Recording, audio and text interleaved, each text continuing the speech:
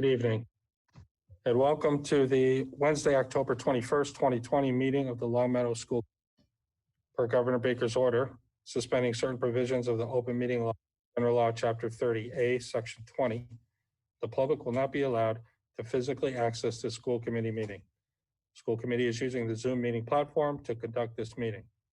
LCTV is live streaming the meeting on Channel 12, and a recording of the meeting will be posted LCTV YouTube channel as soon as possible after the meeting. Just a reminder that all votes while participating remotely must be made by roll call vote. We'll begin with the Pledge of Allegiance. Standing up. Get one. Standing up. Pledge allegiance to the flag of the United States of America and to the republic for which it stands, one nation, under God, liberty and justice for all.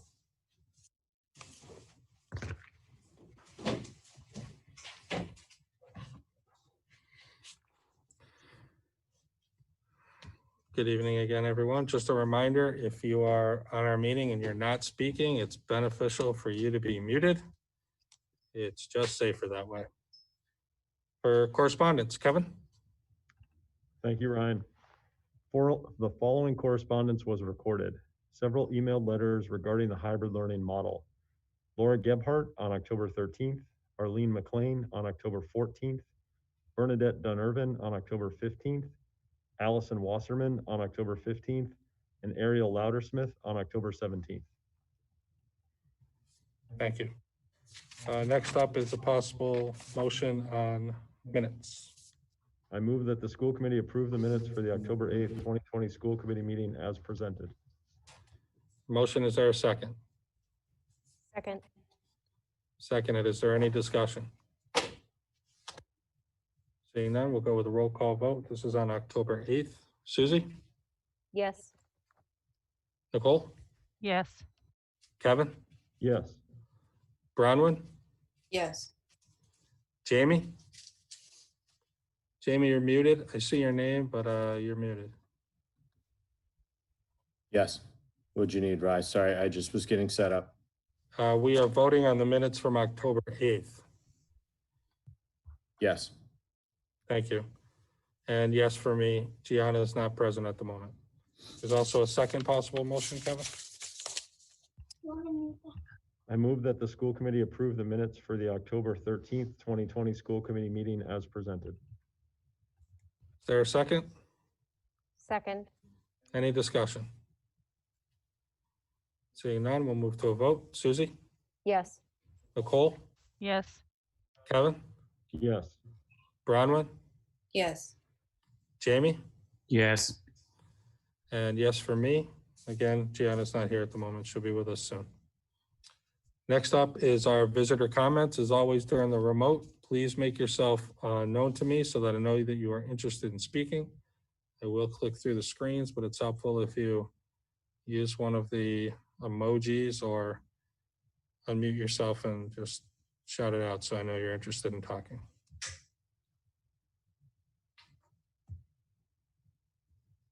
Seeing none, nobody in the chat, we will move on. Business with guests, update on hybrid. All right. Thank you, Ryan. So once again, we have our administrative team assembled with you tonight, some in person with us, others Zooming in. I want to thank them for their time. The main part of your meeting would involve a presentation from our elementary administrators to discuss the potential for a return to more in-person learning for students in kindergarten through second grade. But we thought it would be helpful, and I think one of the committee members had asked if we could hear some brief reports from our middle and high school administrators. And so we thought it might be helpful for you to hear generally how things are going, to see if we may not have time tonight necessarily to answer all your questions, but if there are some, we can always ask the administrative team to come back if there's any additional information needed. But we will We'll start with, why don't we start with Principal Landers at the high school and talk a little bit about how things are going from the perspective of students and staff and any challenges you're facing. And I think the committee also might be interested in hearing about any interest or challenges you have in returning additional students for in-person learning. So Principal Landers, thanks for joining us. You're welcome. Thank you. Sure, we're in our third week. There are many positives. Our students, we have many students in school. It's great to see them. They're reporting to us that they're appreciative to be there, that they're happy to be in school. It's not the same as normal times, but they tell us, the ones that are there and choose to be there, that it's better than being home. They're getting to see their peers, their teachers. They're getting that human contact. Our teachers and our support staff are doing impressive things. Creativity is up. Project-based learning is up because of the need to think outside the box. Teachers are sharing best practices and experimenting with all kinds of technology. Certainly the growth curve has been rapid for all of us regarding use of technology. So overall, I would say things are going well considering the challenges that we're dealing with. You had mentioned that you wanted me to identify how we're identifying other students. We have a child study team at LHS. We meet weekly. It's made up of our special education supervisor, our school counselors, AKA guidance counselors, our social workers, administrators, our school nurses, Shelley Warren.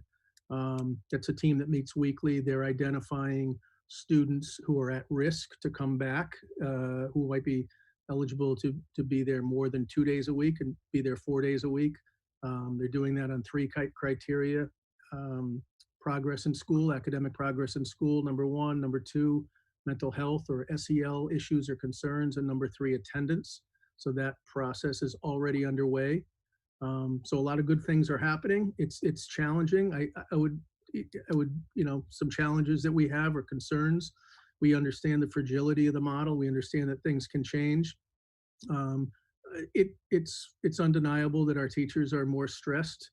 They're under more stress than I've ever seen them. I'm doing a lot of listening, a lot of trying to help them and work on their concerns. But their professionalism is second to none, so they're doing a great job. But I wanted to acknowledge that. There's some concerns about substitutes. I know we talked about that as an admin team today. Our teacher attendance has been incredible so far. I'm a little worried about as we move into cold and flu season. Right now, we have 3 substitutes who are willing to come into the building. So we're doing a lot of covering ourselves. Department chairs are helping, teachers are helping, administrators are covering duties in classes. So far it's going well, but we're definitely trying to get that pool of substitutes increased. We interviewed a cohort last week and we're trying to expedite that through.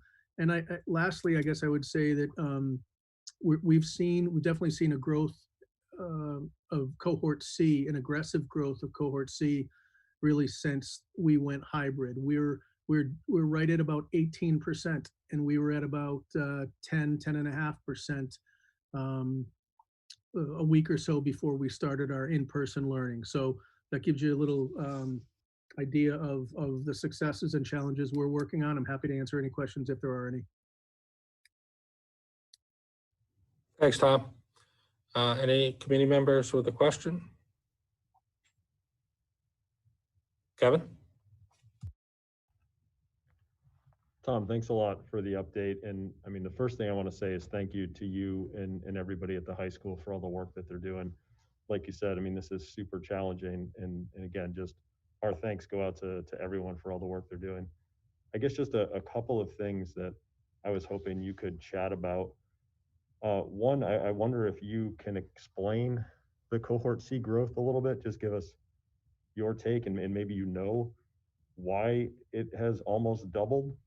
And then the other thing I know that we've been curious about on the committee is if you could talk a little bit about extracurriculars. I mean, I know that we've worked really hard to get athletics going. Sure. It'd be great if you could talk a little bit about some of the other extracurriculars. Absolutely. So let me do the co-curriculars first. So we have 21 active clubs that are up and running, that are active. At this point, they're all virtual, although we are our GSA, our Gay Straight Alliance, is we're going to be there, going to be the first test case. They're going to meet outside, and we're going to try to dip our toe into some in-person meeting. Again, it's going to be outside. For students who want to stay remote, they can. They'll be outside of it, the building with an area that does get Wi-Fi. But 21 clubs are up and running. Maxim Tanishkin, who is a student rep who is there tonight, can tell you about all the great work he's doing in terms of the Jet Jotter. We'll have our first Jet Jotter come out next week. So clubs are moving forward. We will add more as we move forward. A lot of clubs are seasonal. They're forced to do things differently. The Key Club had a meeting on Monday evening. 134 members met virtually. They're thinking of how they can maybe break up and have smaller groups meet in person outside perhaps. But they're helping with volunteerism in a different way. They're going to do some outreach to whether it be schools or whether it be assisted living places, homes, etc. But they're also doing some of the traditional collection of gloves and hats and food, etc. So in terms of clubs, we're up and running, and you'll see that number of 21 continue to grow. The cohort C, we tracked it to see exactly when the uptick. It's kind of been steady, and we've absolutely seen, Kevin, like you said, it go from about 10.5 or so up to, call it 18%.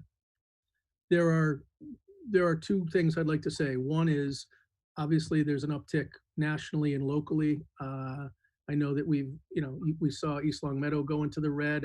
Anecdotally, we heard some concern about that from Longmeadow families. That could be it. But we also know that regionally, you're seeing some other high schools grow, some middle schools, but certainly high schools kind of grow in their cohort C. Mrs. Estradios is sending out a quick survey to the families who are in cohort C and asking them what their reason was. And we're going to try to see, we know that the majority of people who signed up, the original 10% or so, were all for health reasons. We're going to try to distinguish why that growth has happened so rapidly. And I'll report that to the superintendent when we get results. Thanks, Tom. Jamie? Tom, I echo what Kevin said. Thank you guys so much for everything. The one thing is there certain classes that are going more cohort C? Is it more freshmen or seniors, or is this like spread across the entire gamut of your school? No, great question. It's pretty even across all cohorts.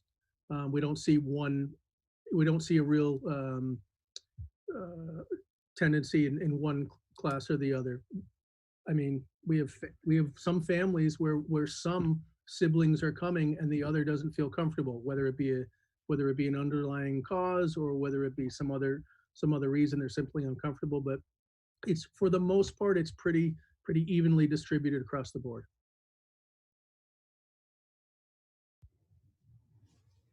Anyone else? Yeah, good.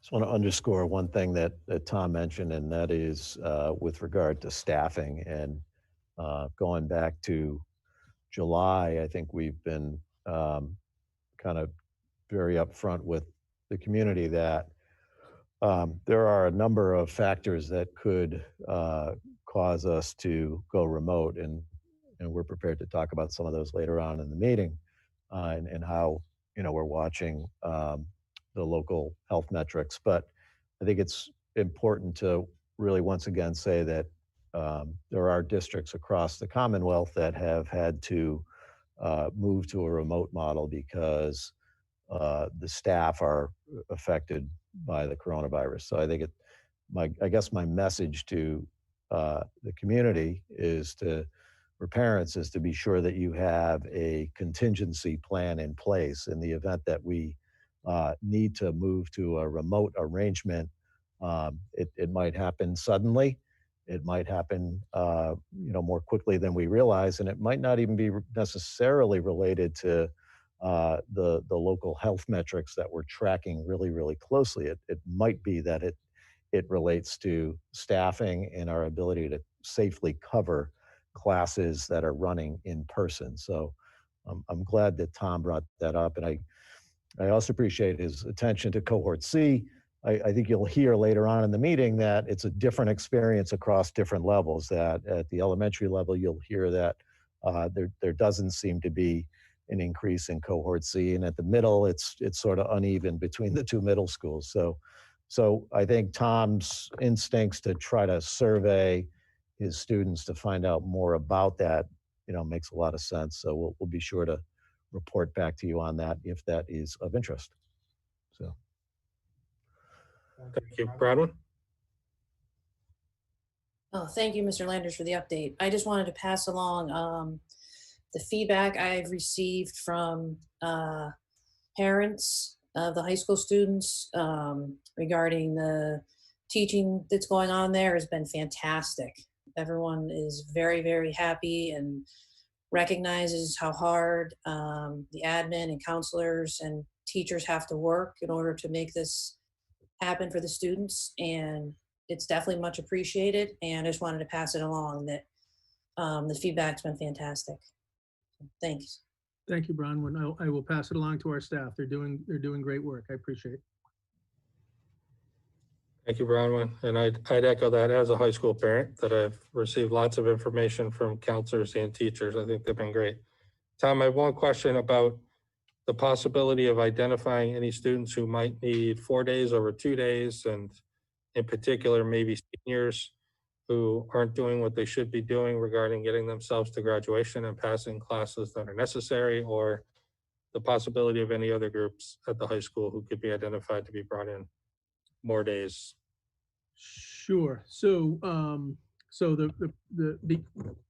I mean, in reality, all of our students would benefit from being full-time. So knowing that, we wanted to come up with something that was fair and that was not arbitrary. So we're going through our child study team.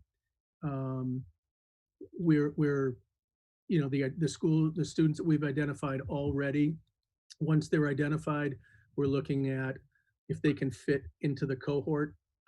They've all been able to so far. We're going to have some those students who have been identified last Wednesday. Every Wednesday we meet, I should say. So more students were identified today, and we'll continue to do that.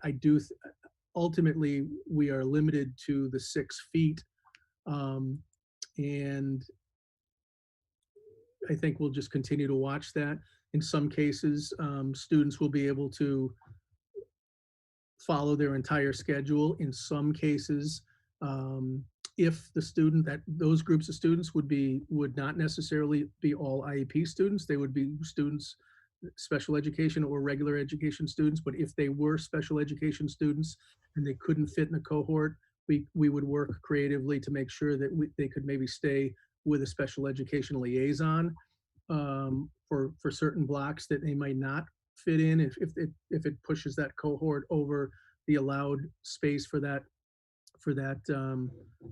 classroom. But I think our goal is to continue to identify more students who we can get back and get creative, and the goal is to get everybody back eventually. I know that that's not right around the corner, but that's what we want to do. And in terms of seniors, our eyes are always on seniors because this is their last year. We want to make sure that they get to that, walk across that stage and graduate. So our school counselors and our administrators, that is part of that weekly dialogue. What seniors are in jeopardy, what seniors are at risk, and how can we intervene? Some of the students that we're most worried about are cohort C. They don't want to come in necessarily, but we're still concerned about them, and we're trying to figure out ways to support them and have them be successful. Great, thank you, Tom. Any other questions about high school? All right, thanks, Tom. Thank you. Sure. we have Beth Nelson, principal at Williams Middle School, Nicole Allen, principal at Glenbrook, and they've been very purposeful in engaging their staff and getting feedback and doing the listening work that we talked about last week with the elementary staff. So I want to thank them for doing that and reflecting what they've heard from parents and from the staff in their comments tonight. So take it away. Hello, thanks for having us. So we kind of did a couple buckets here to make it easy for us. So we want to talk about what's working, what our challenges are, and what areas we believe we can improve in. So for what's working, the longer blocks based on the schedule that we have are working. There's more time for direct instruction and modeling in the classrooms. In-person learning days are providing students and teachers the opportunity to better develop relationships and socialize. Although it looks different, it just offers that opportunity. Small class sizes provide and allow for more community building. And one of the things that it's really amazing is how the kids have been very compliant about the safety protocols, wiping desks, sanitizing hands, maintaining distance, with reminders, of course. It's really tough in middle school for kids to stay away from each other, but they've been great. We have tape lines in the hallways that are super helpful. It reminds kids to keep that space. And we've already seen so many improvements with our transitions, which has been pretty great. And in addition to that, the kids have just been incredibly respectful, kind, positive, patient. We've really seen those core competencies of the castle that we're working on to promote. So we certainly want to thank the parents for helping us to make sure that the students were ready and supporting us in everything that we've asked of you and making sure that they are patient and kind and respectful. We have the dedicated time for advisories this year. Which just allows for some more problem solving, some more communication, some more community building, some more of that SEL check-in that some of our students need as they re-enter schools for the first time. Each student having their own device has been incredibly helpful. There are still a handful of students who need to come to the office on a daily basis to get a Chromebook or a charger if they forgot to charge it the night before. But it's been really fantastic to have everybody on the same device. And knowing that there's equity across all of the students and understanding that they all have the same devices. And with that, we just cannot thank Nick George and the technology department enough for everything that they have done, providing technical support, providing teachers and students with tutorials. I mean, they've just gone above and beyond to make this experience as smooth and positive for everybody involved. So kudos to Nick George and his team. So our challenges, which I know you guys have already heard this, but teaching, answering questions, and providing feedback to students in front of you and at home simultaneously while wearing a mask is quite challenging. Our teachers are fighting through, they're doing an amazing job, but it's definitely something that needs to be noted. They receive frequent emails from parents throughout the day during class time, and I think they feel the pressure to provide a quick response, even though they shouldn't because they're in front of other people. But I think sometimes it just feels like they want to give everybody that timely, response, and it's just really tough to do that. Staffing, I know that Tom already addressed that, but it really is a struggle right now. We're really struggling to hire paraprofessionals at the middle level. And I know in other places in the district, but we're really struggling for that. Even long-term subs and just the lack of substitutes in general is really difficult. The dedicated time to meet with staff weekly, for us at the middle school, the normal schedule would allow for team times every day, which always just allowed us to pop in and check in. But now, I know they have the Wednesday afternoon, which is great, but they're also now using their preps to do a lot of that teamwork and to talk about students, which makes it tough. We're also limited to the number we can bring back with the 6 foot distance. We have most classrooms can hold 12 at most. And we are really pushing that, especially with our B cohort kids. Our cafeteria, Williams is able to fit 68 desks in the cafeteria, and we have 52 right now. And that's the most that we can fit in there. What's great though is that we have moved some things around, and we're able to, depending on what cohort is between both buildings, on the average about 10 to 12 kids we're able to bring back starting this week, which is pretty great, to 4 days a week instead of 2 days. So that was a really good thing, but we are starting to see we're pushing the limit with capacity right now. some of the other concerns that staff have shared, it's natural for them to want to be close to students and get down to their level when they want to help. And there's some reservation still with getting into that closer space and working with students one-on-one. So that's been a challenge. We've shared before, Principal Lander shared too, just how hard our teachers are working. They're doing incredible things and they want to continue to do great things for students, but they're challenged in how they can deliver that direct instruction. At Glenbrook in particular, they are limited in some of the space they can use due to some ventilation concerns, which just limits the spacing that Principal Allen has available to her to move students around or to bring more students back to use some additional space. In sixth grade, particularly at Glenbrook, they have some concerns with window fans that I know the facilities department is aware of and everybody is working through. Lunch is just not a positive experience for kids, and we are all the administrators are working to try to identify kids to see if there's another friend that they might be able to switch desks with, so they're at least sitting next to a peer that they can engage in conversation. Within their cohort though, so it's within their cohort, yeah. But I very know at the high school, Yeah. Principal Landers is starting to play some music.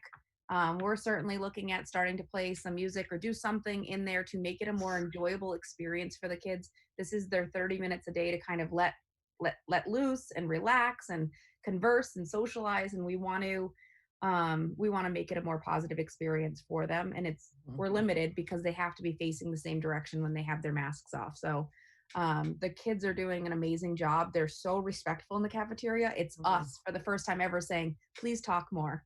Please, like, be silly and enjoy yourself. Be a kid.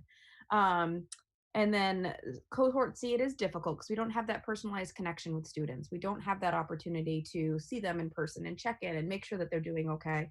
And finally, staff are just feeling tremendous pressure with their curriculum.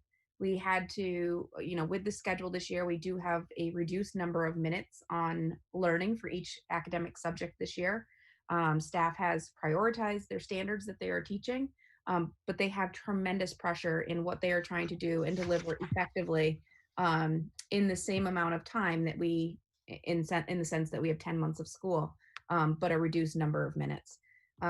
Staff is also pressured. The state DESE came out and said that they will be doing MCAS this year. That naturally just puts pressure on teachers because they are concerned about the standards that they have to get through before the end of the school year. We are trying to constantly remind teachers that this is going to be different regardless of what happens, and it's okay. It's okay if things look a little different this year. But that certainly has added additional stress to our faculty. And just, I can't say enough that just we have less time academic minutes per core academic subject this year due to the nature of the schedule, and that's a concern for everybody. And so we want to end with sort of the areas we believe we can improve on. So, we are talking every day. Beth and I speak quite a few times a day, just trying to work on the existing schedule and try to make small enhancements to improve student learning and the teaching experience. And then lunches, we want to, as we said, we want to improve lunches. I had a health and safety meeting with the Williams faculty today, and Chief COVID Compliance Officer Andy Frazier was able to join us, and we discussed the possibility of buying some plastic Adirondack chairs for both middle schools. So we envisioned spray painting a circle, keeping the chairs in that circle and spreading them out about 12 feet apart. So we can get groups of kids out of the cafeteria on nice days into an Adirondack chair, socialize a little bit with their mask off. It would also, teachers would be able to go out into these spaces throughout the school day if it was a nice day and they could still provide the technology or the synchronous learning. So we're trying to find ways to get lunch a more positive experience for kids and just a more outside space.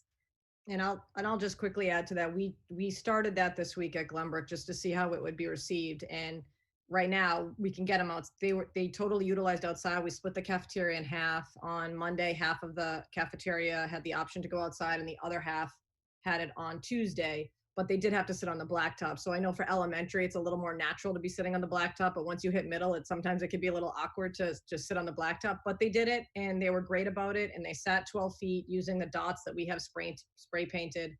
And it worked. I mean, we told them that we know this is hard, but we are trying to do the best we can to make it a little more enjoyable for them. Because when they're outdoors and they're 12 feet away, they can look at each other and talk to each other, but they also can be with someone that's not in their cohort because we're outside. So it just is making it a little more manageable, because it really is, like Beth said, it's it's tough to walk around the lunchroom and nobody is talking. So we are really working on how does this work. And even our 6th grade teachers decided to kind of watch kids during recess and just see who they kind of navigate towards and get to know them. And then they tried to rearrange the cafeteria within their cohorts as we start to get to know kids. So we are working towards it. It is a tough spot because that is the place where kids really feel like they can be themselves. And right now it's really hard to be yourself in that space. And then we are also trying, and I know, like we said, Nick has been amazing. Nick George in the IT department is there going to help provide mics to teachers, and we're hoping to get those soon. That will kind of help with the projection of your voice through a mask, because while, you know, the biggest challenge of teaching in person and remote simultaneously, you know, giving feedback and speaking through a mask. So we're hoping to kind of alleviate that part a little bit, or make it a little less straining for them as well. So. And then I know we talked about extracurriculars at the high school, and we are starting remote clubs up as well at the middle level. So we're hoping to start that in the next week. And that's all we got for you guys. Thank you both. That's fantastic. The first thing that pops into my mind is, I don't know if you're aware, but the swap shop, the incredibly popular swap shop down at the dump, is closed. And if you maybe put out the word that plastic chairs would be welcome middle schools, you'd get some really quickly, because all the plastic chairs in my backyard came from the swap shop. I'm positive people get rid of those things on a regular basis. So Mazza likes to hear that. get the word out with your Our PTA. weekly communication will include, please drop off plastic Adirondack chairs at the You'll school get 'em. building. Not joking, you're gonna get some.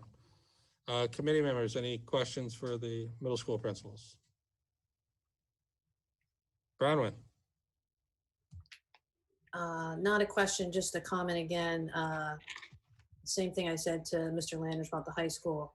The admin and staff, all the teachers at the middle schools are really doing an amazing job. The feedback from the parents I've spoken to is super, super positive. And I know it's not easy, but if you could just pass that along, that how hard they're working is much appreciated. And the students are, you know, I feel like you guys are doing the best possible job you can in terms of the lunch with the setup and things like that. And even trying out new things is great. And we just really appreciate it. Thank you. Thank you. Well said. Thank you, Bronwyn. Nicole? I just wanted to add on to what Bronwyn's saying also, and to echo that for both the middle school and the high school. Both, I know as a teacher that this is a really, really hard year to organize everything. And as a parent of both a middle schooler and a high schooler, I've been continually impressed with what is happening in their classrooms every day, with what kind of experience they're having. And I really appreciate all the effort that you guys are putting into this on a daily basis. It is definitely well appreciated in the community. Thank you. Jamie? Yep, and I completely agree with what both of them have said. I think you're doing an amazing job. My kids truly enjoy, going to Williams, and those 2 days that they get to spend there, I think are invaluable. My one question though is, Principal Landers gave a percentage. What percentage are we for cohort C in the middle schools? If you have that number, and has it grown at all, or is it just the same from the beginning of the year? We are completely opposite. Williams, we had 2 more students go from cohort A to A or B this week. I'm sorry, cohort C to A or B this week. So we're now at just under 10% of our student body is cohort C. And I believe Principal Allen has a slightly different trend, the opposite trend happening. Ours is the complete opposite.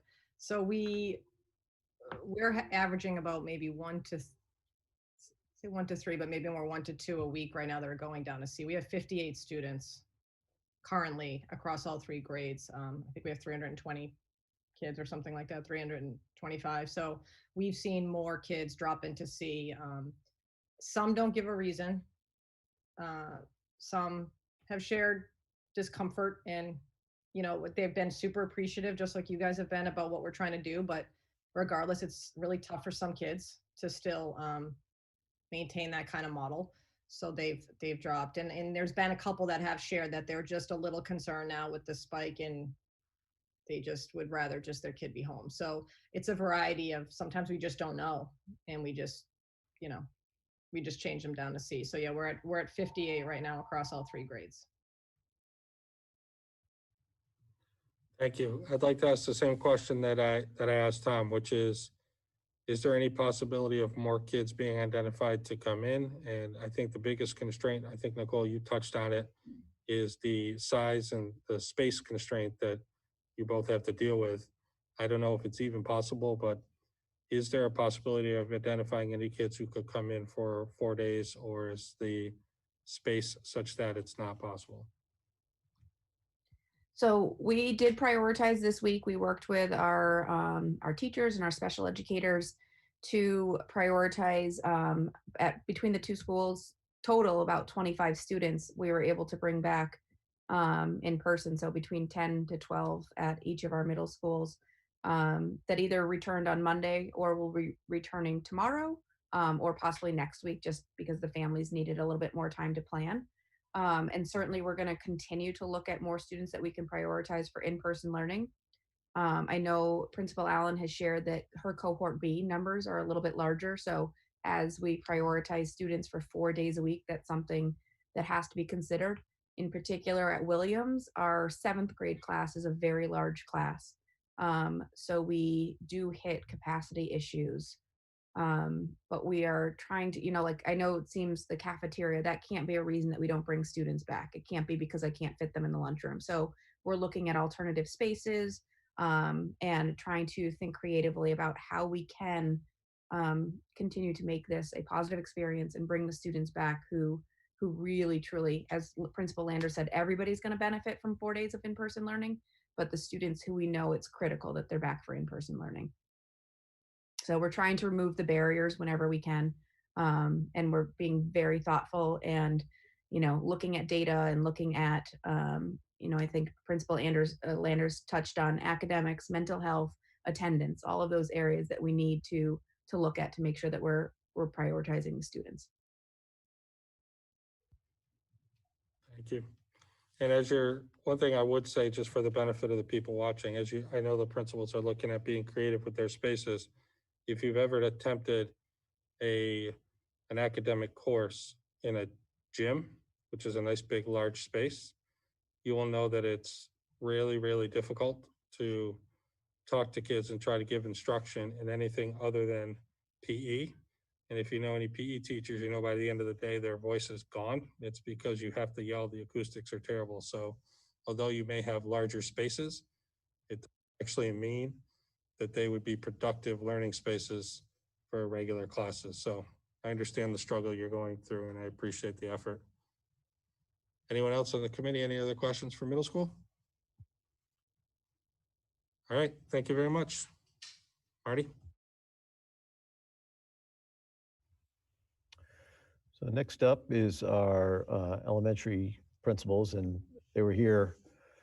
It seems like a short time ago, it was 8 days ago, that they were here to discuss a instructional model that would have had our students come back on a half-day in-person, half-day in-school model. And so that was given a lot of thoughtful time in terms of the development and the consideration and the surveying of staff. And ultimately, it was decided that, that wasn't a way that kind of matched what our community needed. And so consistent with what we've been talking about really since July is we went back to the drawing board to consider how or if we could bring back students in grades K through 2 back for additional in-person learning. And so it's an incredibly complex process that we have to go through to develop plans to bring back additional students for in-person learning. There's space considerations that we've talked about. There's personnel considerations.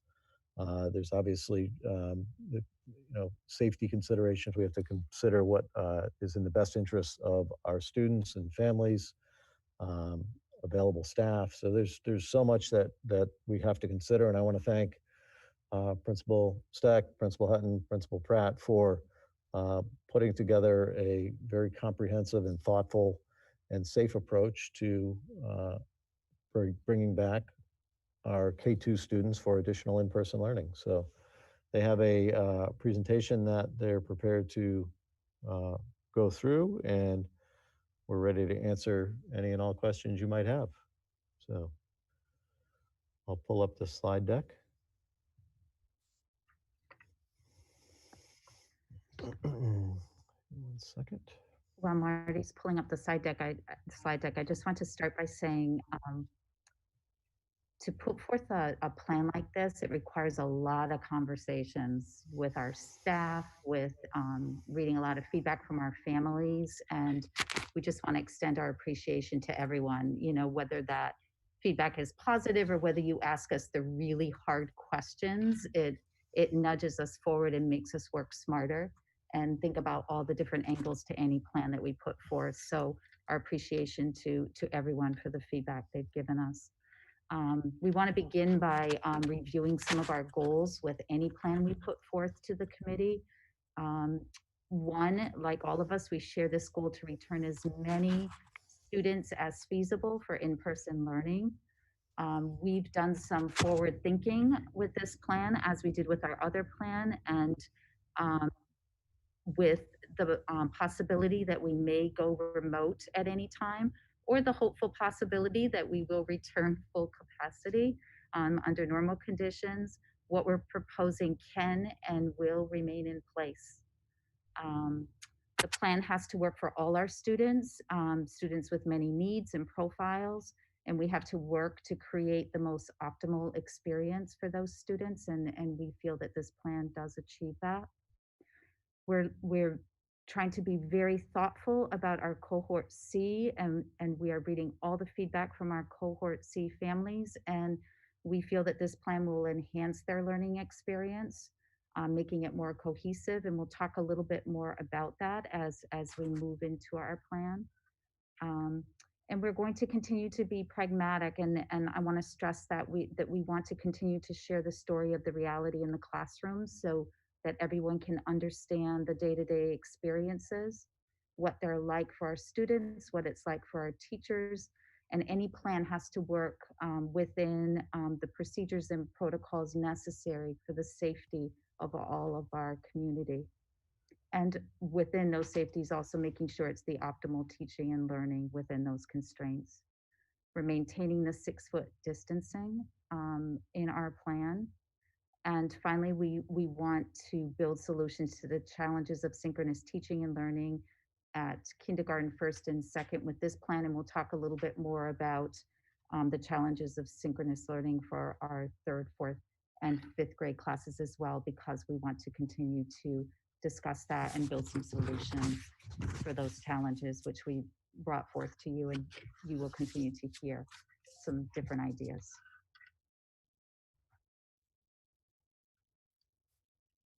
So I'm going to take a few minutes and talk a little bit about our strategy. So we needed to gather information. So after last week's meeting, we reached out to our cohort C families, one, to see how they were doing, and then to get some information what their intention would be if we were to return fully in person. We also reached out to cohort A and B with a quick survey as far as their intentions, and we'll give you that data when we go through the slideshow school by school. We also then sent a letter, because at that point, we didn't have a lot of information. We needed to know some numbers before we could plan. So on Monday, we sent an email to families explaining some of the details of the plan, and then we included a feedback form that we also have been reading. So follow-up with families will continue throughout this process. The next slide, please. So logistics, I kind of chuckled that there's only two things there because there are many, many logistics. And sometimes when we start one, we find about 10 more that it leads to. But we are reviewing our classroom capacity and looking at the rooms that we're going to use. We have the numbers and potential numbers that's happening. And so all that helped us to develop this plan. It also helped us to, as time frames of moves too. So knowing what rooms that we want to use and how to strategically get those set up. Yes. So continuing with our strategy, you'll notice there are 3 bullets here for review of staffing. So I just want to give you a little bit of background as you're reading through the bullets. We look at the reassignment of current staff for in-person students and cohort C students who currently work within our district, who have firsthand experiences with our current schools, our staffing, our curriculum, our families, our children, wherever this is and was feasible. We looked to reassign those with experience in their proposed assigned grade level and have talked to these individuals at length these past few days. As we've mentioned previously, we're not really afraid of hard work at this point. We're shifting. They're not afraid either of shifting their role in order to support our little kids. We know that our littlest learners benefit most from one platform, whether that is in person or whether that is exclusively remote. So creating our new class lists, it's definitely not something that we took lightly. We heard that from families as far as some feedback for this recent proposal. So we recognize that the impact that this may have on the students. We believe that in the months ahead, however, the 8 months that are in front of us, and for our children especially, that they'll glean new and wonderful school families that in the long run will hopefully be more conducive and more consistent for our youngest learners and their current developmental needs. Next slide. Sure.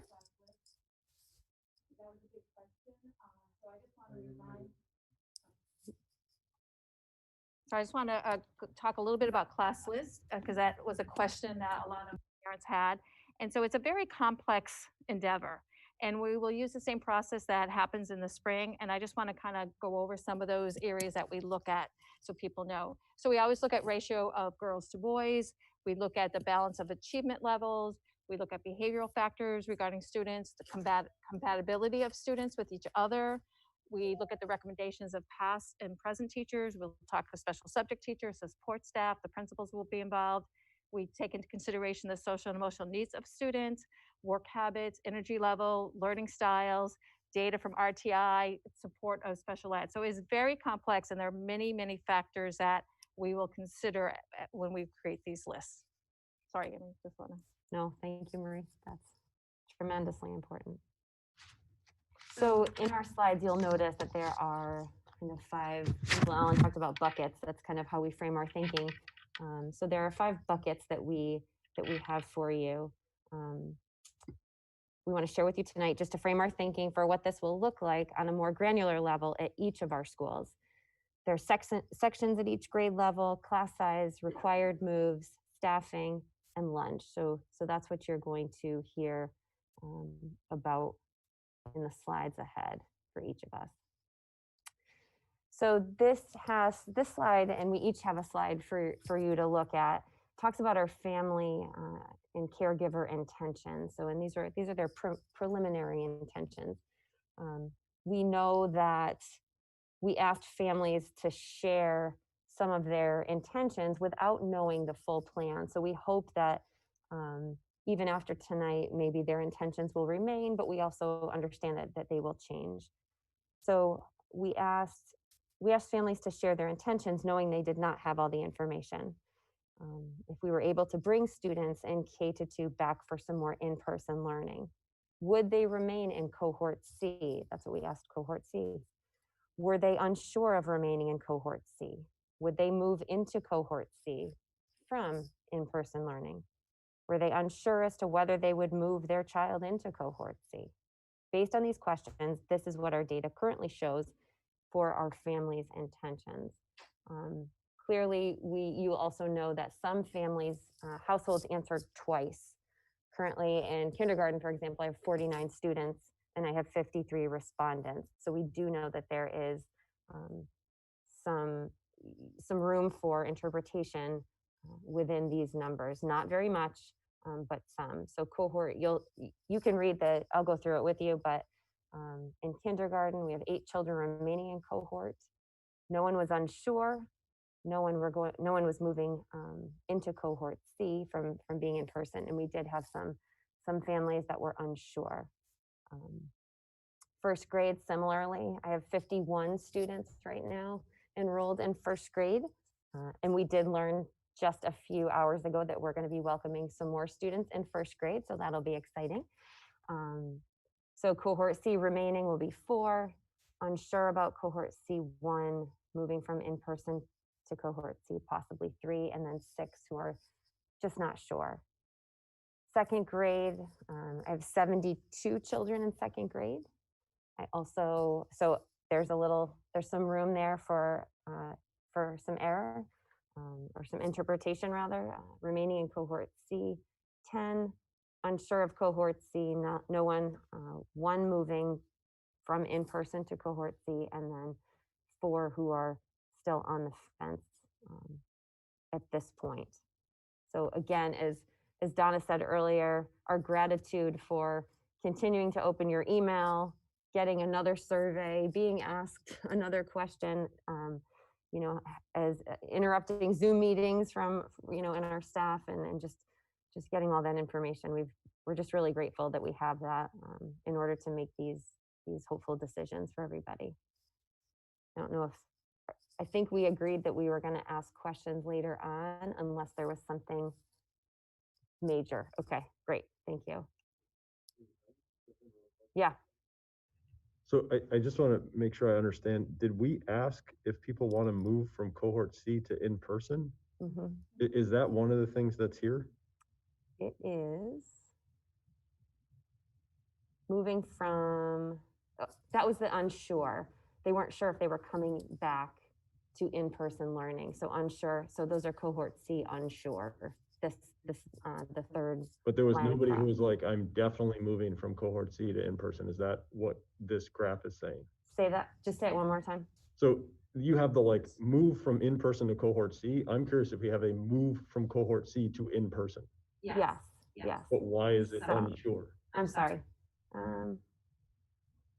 I can go back. I'll go back and check. Yeah. Okay. That was the only confusion I had. Am Yeah. I the only one who's confused by that? No. Okay.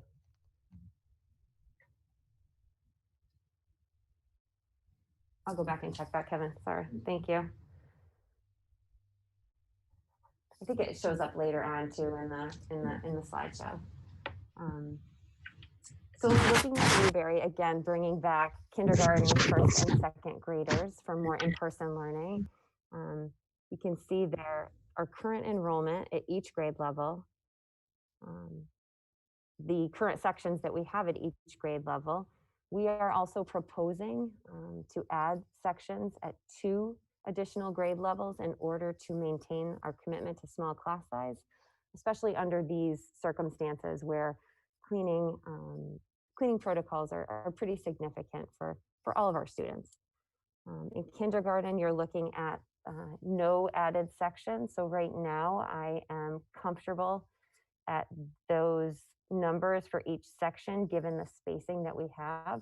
Ryan talked earlier about repurposing spaces that would be conducive for students to learn in.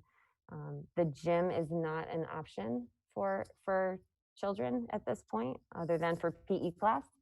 I am thinking the possibility of repurposing the library for some in-person if some of those unsure children, the kids who are on the fence about coming back from cohort C, if they were to return, I want to make sure that they're able to return in a place that has enough spacing and that is more conducive to learning. So I think our library, it's a beautiful space, and so that would be a possible repurposing of that space. Right now, there is a lot of storage it's being used for storage right now. So it would be nice to shift that if I have to into a space for kids. In first grade, we're looking at adding another section. So that is resulting in class sizes of 11 and 12. That would give me 4 sections of first grade. What I would need to do in order to make that happen, I would like to keep the first graders in the same hallway. I currently have a 5th grade classroom who is in that hallway. So I would move that 5th grade classroom down into the technology room. So I would repurpose the technology room, which is currently empty, and put that first grade teacher with those children into the same hallway as the other kids, and the 5th grade teacher would move with her children just down the hall. That would also use an existing certified teacher to staff that additional section. For 2nd grade, I currently have 4 sections. 2nd grade is pretty large across the district. I would look to add another section. So that would move me to 5 sections of 2nd grade, putting our class size for 2nd grade around 12 and 13 in those 5 sections. In order to create a nice space for the new class of children, I would repurpose the music room. It's a beautiful open space that right now is used for housing some furniture. So we are moving that furniture. I would need to add a satellite lunchroom. Depending on the exact number of children who will return, I may only need to utilize the math room, our current math room, which is right across from the library. I'm sorry, right across from the lunchroom. So it's close proximity to the lunchroom. I would also look to, if I needed the additional space, the art room, which is right across from the math room, again, close proximity for the kids for lunch. And in order to create that additional section, I would use an existing certified teacher and reassign that teacher to the 2nd grade. So those are the impending possible proposed changes for Blueberry.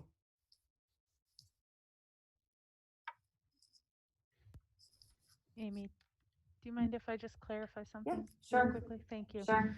When you're looking exactly at those numbers for the current enrollment, is that including the cohort C kids at the moment? Yes. Thank you. Yes. Okay. I figured it must be, but wanted to make sure.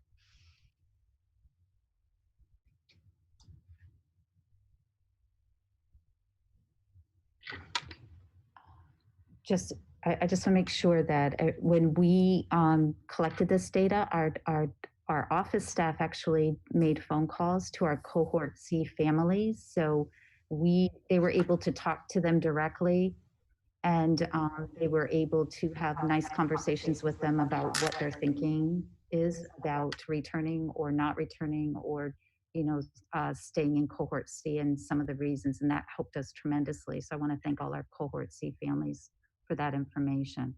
So some of the respondents you're going to notice don't match my enrollment on the next slide. It's because some families answered more than once, and we didn't tease that out. We just put the full number of respondents on this survey. So a little bit of movement in my cohort C remaining. In kindergarten, you can see that 8 out of the 9, and 1 is unsure. They're thinking about returning. So that's a possibility there. In first grade, it's the unsure in person to see that we're looking at.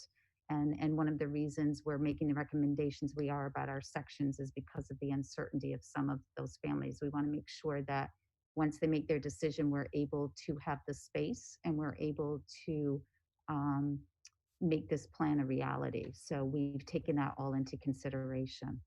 My cohort C in 2nd grade is remaining stable. They are not moving. There's 14. There's no one unsure. They would like to stay in cohort C for the time being. And then you can see the rest of the numbers there. And I'll move to my movement at center school. So you can see my current enrollment numbers at each grade level. Kindergarten, I currently have 3 sections. I'm proposing adding another section. So that will give me a class size of 12 to 13 and room to welcome back any cohort C, should they decide to come back. We're setting up an unoccupied classroom. There doesn't have to be movement at center. I do have an empty classroom for that kindergarten class. For my lunchroom, I will, across 2 lunches, have 2 satellite spaces for my lunchroom. My cafeteria is set up a little bit differently. I don't know if anyone remembers, but we set it up as a cafe a few years ago, which means we have round tables. So at each table in the cafeteria, there are 2 students, and they're sitting at the round table with the plexi in the middle, so I can seat 40 students in the cafeteria, and then we're going to use the satellite space. But I also have to say, we've only had 2 lunches inside since the beginning of the year. We've been outside every single day. Thank goodness for this beautiful fall weather, because it's been wonderful to get the kids outside. Aside from the bees, it's just been really nice for them to spread out and talk, and they've had really enjoyable lunches. My first grade, I'm proposing also adding another section, which will bring the class size to 13 or 14. Again, the setup will be in an unoccupied classroom right now. And my second grade also will be set up in the addition in second grade will be in an unoccupied classroom. And so we're fortunate that we do have those spaces, and we can set it up with the 6-foot distancing quite easily. Any questions about centers, numbers? I have one question, Donna. Sure, Can you go back one slide? sure. So, yeah, that one. So on cohort C remaining, where it says 7/12, They're already come back. A few of those families have recently been in touch with us. They're coming back. They're coming in person. So 7 of the 12 are staying in cohort C, and then the other ones are returning to in-person learning. so that's the answer to Kevin's question, right? Yes, that answers Kevin's. I meant to start by answering that, but yes, that's the answer to that, to that question, yes. Thank you. You're welcome.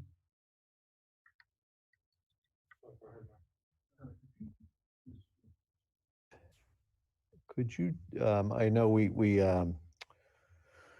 as you started the conversation, you said there's so many conversations that are needed to make a plan like this happen with families and teachers, and I know we have a lot of personnel moving parts here, and for a bunch of good reasons, we're not able to, nor should we, identify specific teachers. But could you describe for us generally how the 3 of you have, the existing staff that you might be reassigning, just some examples of how you're able to achieve that? Because we'll see the budget implications later, but in some cases we will need to identify staff that are not currently Longmeadow employees, but in most cases we're able to reassign existing staff. So maybe just generally, can you describe how the 3 of you were able to achieve this? Without naming staff, yeah, yep. So let me talk about first grade as an example, and without naming staff. So we had a first grade teacher who is very familiar to first graders because, and to our early classes, because she works with them in a different capacity. And she has also been a Blue Bubble support person. And because she's a Blue Bubble support person, she's been with those children. So that reassignment became a more natural reassignment. She knows the children know her, the teachers have worked with her for a while. And so that was an easy way to move her into that position.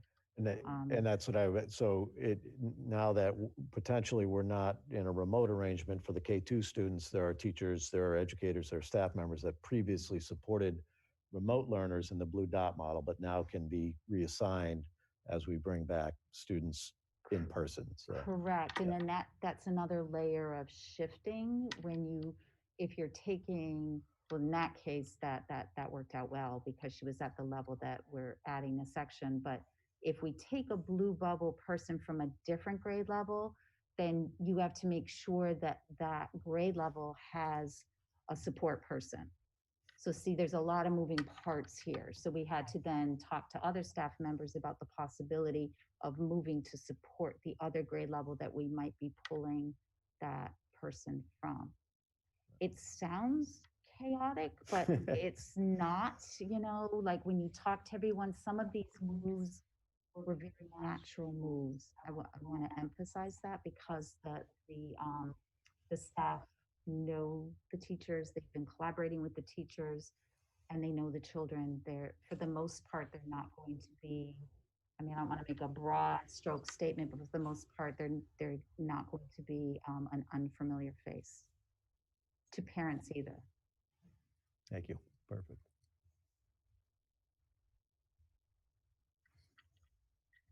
Jamie's got his hand up.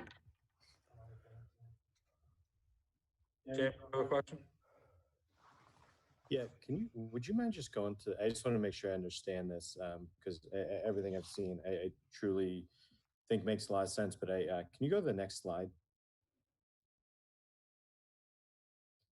So just so everybody that's watching and make sure I understand too, the 12 to 13 that we're showing, and just picking on kindergarten here, is kind of worst case example. The reality, if nobody changes in cohort C, is, you know, my 54 case students here is going to be reduced by potentially 9 students that are within there, and then that's going to be divided by 4. So we'll call it 10, we'll call it 11. We're going to be potentially significantly less than the numbers that you're projecting here, because we're accounting for if cohort C makes a change, which I completely agree, because if they do change, we've got to be prepared and not caught off guard.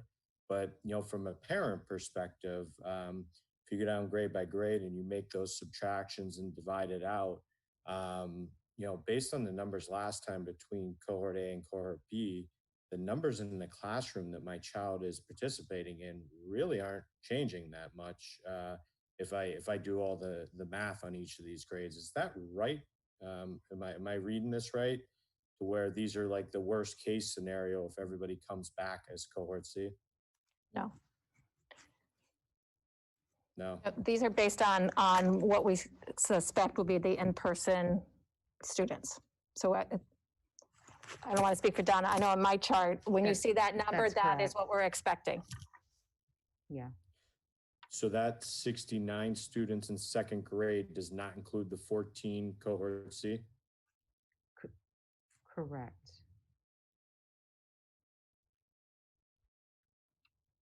Okay. Okay.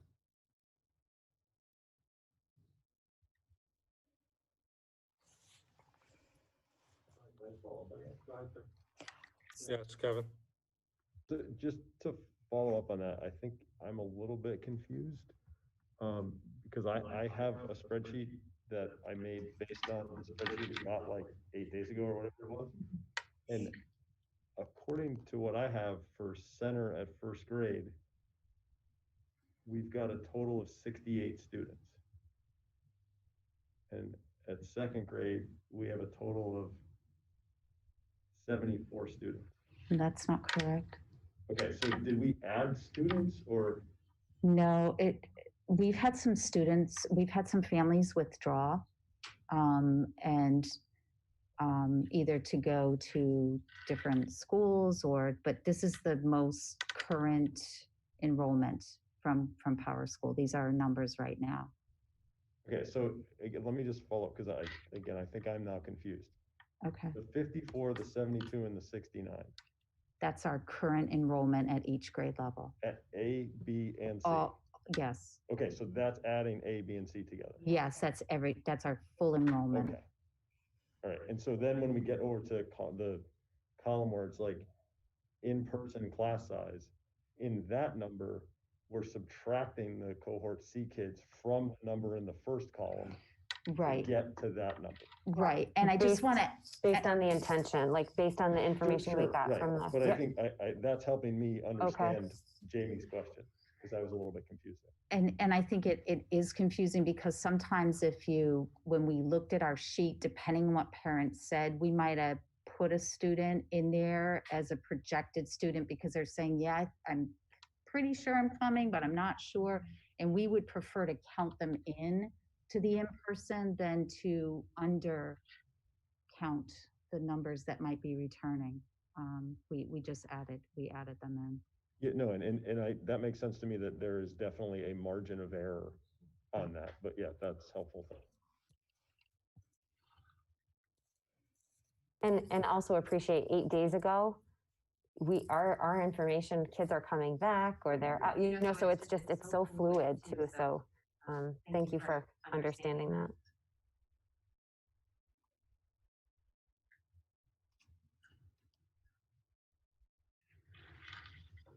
Ryan, can I ask a quick question? Can I answer something first? Do you know what, Jamie? I think you're confused, maybe because are you thinking the 13, 14, that's the in-person. That's the in-person number for the sections that would be in person. I think that's why it looks off to you. Does that make sense? I have a remote section. So that's why, remember we were talking about whether to count my remote as a section or not. That's why it's throwing it. I said, should I count my remote class as? So we have a very unique situation at Center in that from the very beginning, I've had a second grade class that has been fully remote. The numbers were such that I could create a remote class in second grade. So I think, so when we were doing this, I said, do I count that I have 3 sections or 4 sections? Is this going to be confusing? And we decided to count the remote section and then add, because it's another in-person section. So really there's going to be 4 in-person. Okay, I hope that helps. I'm sorry. It's awful when that gets that confusing, but that's. Yeah, I'm still a little bit confused. So for second grade at Center, it says there's 69 students for the current enrollment. If you minus 14 from that for cohort C, Yes. and then divide that by 5 sections, that puts us at 11 right now, but 13 to 14 would be the worst case scenario, or the highest number of students. But with the data you have right now, it's going to be 11. It's 4 sections, 4 sections. That's why. Divided by. It's divided by 4 sections. Oh, okay. So you're not using the proposed number of sections. Correct. Okay. Maybe that's where I was confused. Thanks. One of the 4 in column 2 for second grade is currently that fully remote section that Donna described. So there are really 3 current in-person sections at Center. So that's the sort of anomaly there.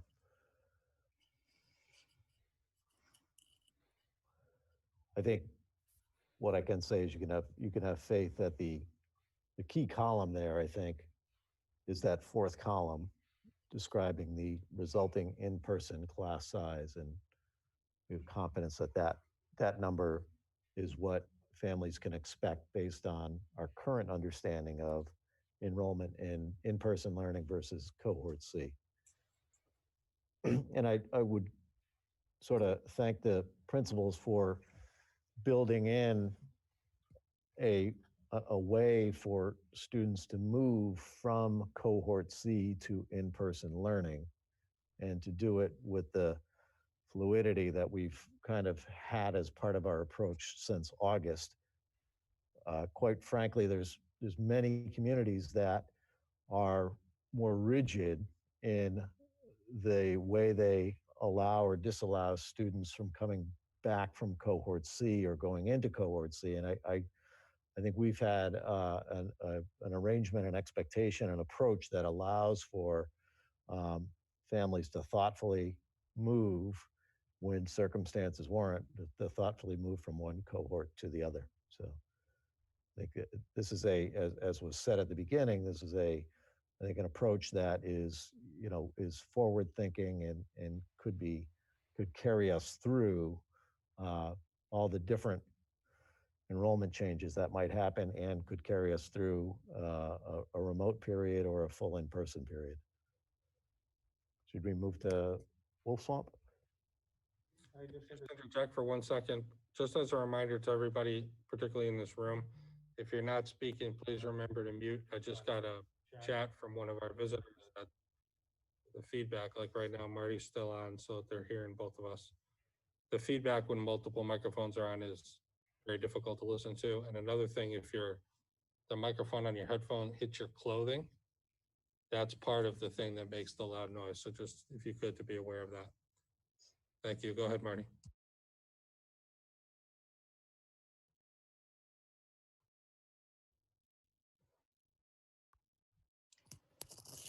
So as was mentioned, I have more respondents than I actually have students. So some people did answer more than once. How I did the cohort C, the first number, so if you look at kindergarten, I had 4. That's how many cohort C students I had when we made the phone calls. By the end of this week, I will only have 3. So you can already see first grade, I started when we made the phone calls a week ago, 7, and I will be down to only 4 cohort C students by tomorrow. And then even a few of the ones that are remaining are unsure if this plan will go, if they will return. And then probably my biggest number at the bottom is those who are currently in A and B are unsure, depending on the plan, if they will move to cohort C.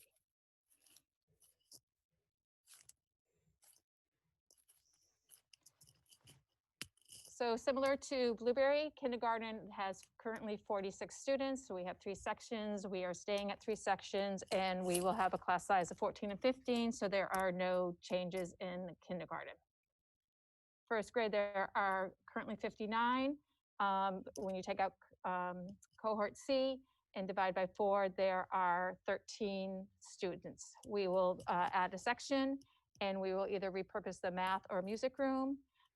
If needed, we'll repurpose the art room for lunch. Again, that will be staffed by an existing certified teacher, although we did start working on our lunchroom today, and I do think that we will be okay in the lunchroom, but we do have the art room if it's needed.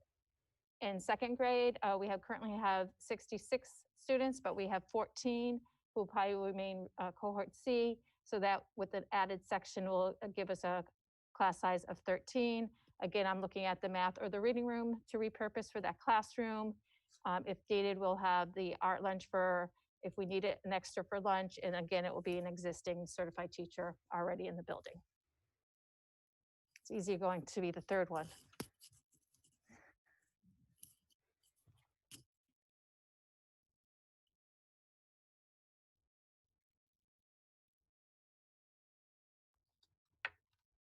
We want to talk a little bit about the cohort C learning community and the logistics for cohort C. So our plan would be to have a dedicated cohort C teacher to teach the students in grade levels across all 3 schools. Right now we have a kindergarten certified Longmeadow public school teacher for kindergarten. The first grade cohort C teacher needs to be determined, and the plan would be to have the cohort C children stay with their current teacher until a teacher is assigned or hired. Second grade, we will have 2 cohort C classes with 2 certified Longmeadow public school teachers. And we've listed the projected cohort C class size, and I emphasize that's projected. It could be smaller, a little larger, and then we'll have to talk about that should those numbers shift too much. Second grade, we're pretty confident about the numbers in second grade based on the feedback we received from families. We're feeling that creating a cohort C classroom is going to be a more cohesive experience for the children. From a student perspective, as learners, They see the teachers who can't be all things to all students in this model. When teachers design lessons, they often ask themselves, what is it you want kids to be able to do by the end of the lesson? And if we have a cohort C class, a dedicated class, teachers can design really engaging lessons and instruction across one environment, not across two environments, and make the optimal use of all the tools they have in that environment to teach the children. The question has come up about creating community. We can go to the next slide. And growing a classroom community. And this is about beginnings again for some of our cohort C students. So we've been brainstorming different possibilities. And that might look exactly like it looks when children are starting the school year. Meet and greet with students and teachers, family meetings with teachers and other families that are also cohort C families, connecting with the current classroom teachers, having the new teachers connect with them, making sure they understand the profiles of the students, building classroom community as teachers do so well with new students. And we've thought a lot about the possibilities, different possibilities for maintaining connections for our cohort C students. And we think that grade-based celebrations, school-based celebrations, we were thinking lunch bunch with our school adjustment counselors and inviting students from their home school to join them. We'd like to build in support in each class with our school adjustment counselors. And definitely our families would remain connected to the school-based communications in the community. And then we want to continue to explore ongoing ways to foster and retain those connections for the children in the cohort C learning community.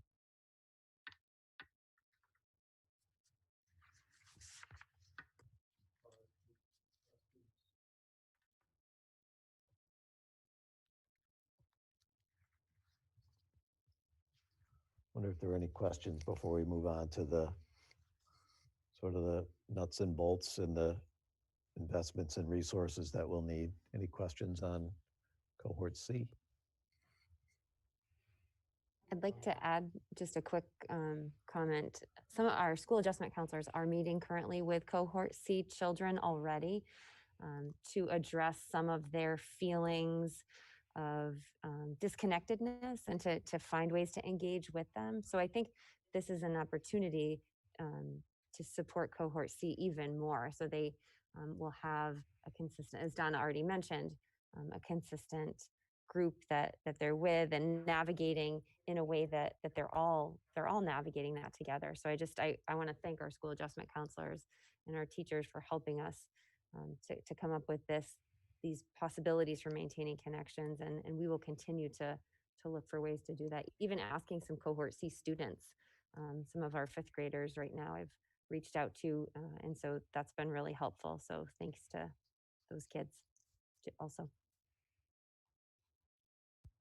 I have a question about this, but it's really going to be relevant to all of the cohorts, so I think it'll make sense to wait until after the rest of this stuff. Same.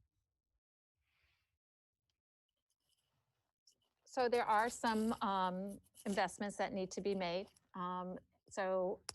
Although we had some great existing staff that we can use, that there is a need for obviously a creation of a 1.0 classroom teacher for additional sections, and also the creation of the 2 cohort C teachers.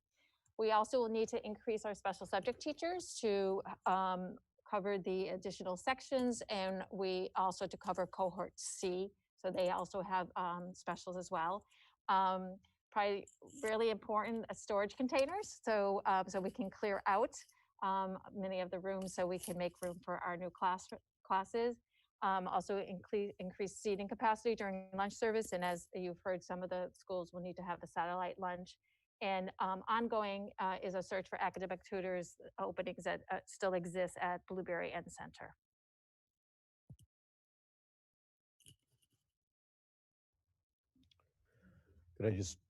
I'll mention Mr. Mazza has given you a more detailed breakdown of the costs associated with this proposal, and prepared to answer any questions that you might have relative to that.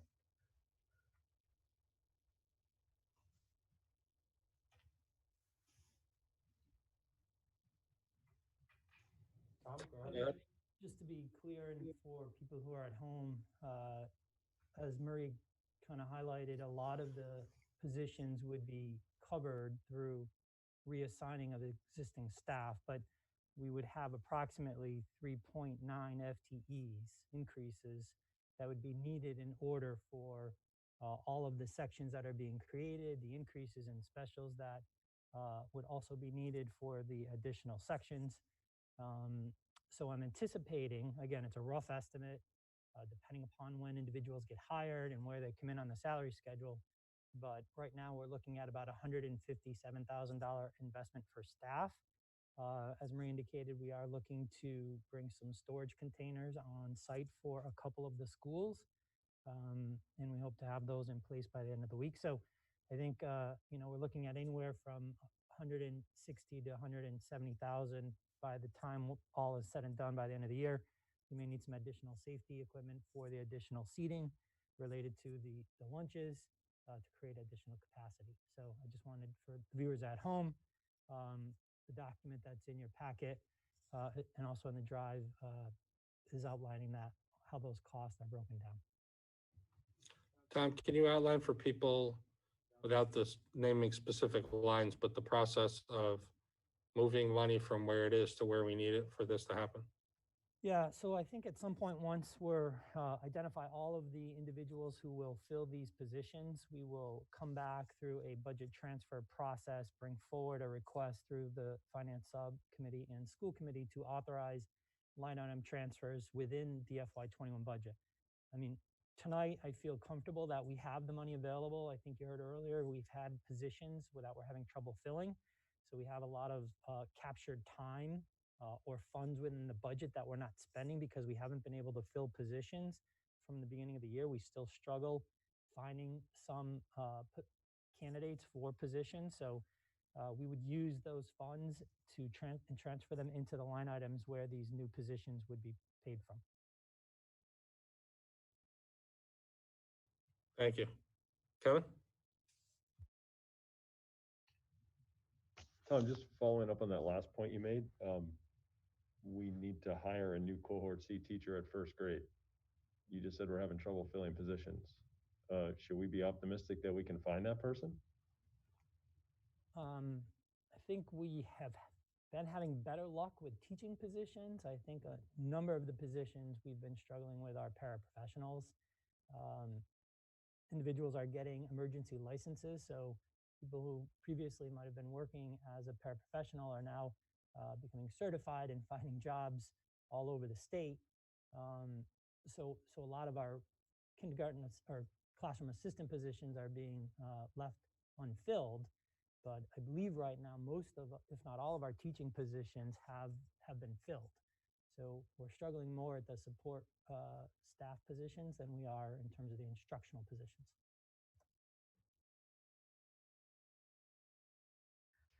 On that same topic, I don't know, maybe we should wait until we get into the details of the line items here, but I'm wondering about my concern is if we will find people who have the certifications, are ready and willing to work, and also are available at the price point that we have listed here. These look, from what I know of our current salary schedule, like they'd be fairly low on that salary schedule. So I'm curious if we have room for growth in that schedule if we were to find the right people, but it turns out they're a few steps up on that schedule.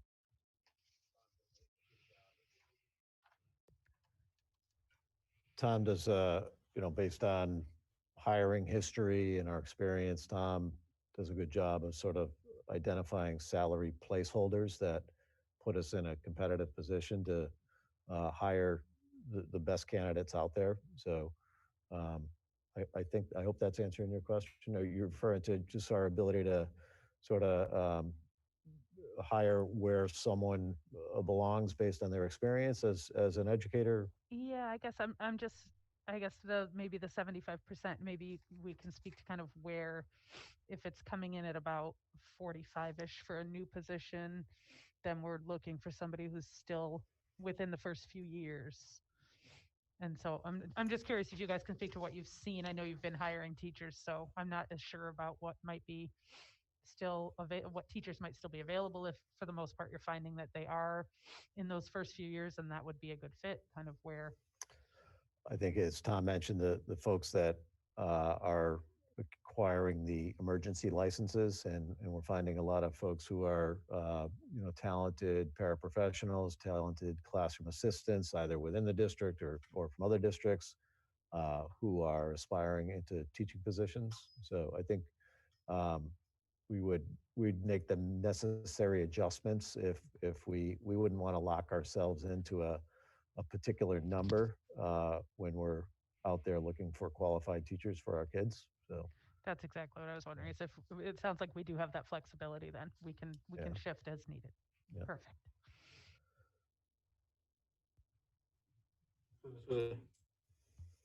Yes, and obviously we're in a unique set of circumstances, but I just want to make sure that any of these postings are posted in such a way that indicates that this is a 1 year only position.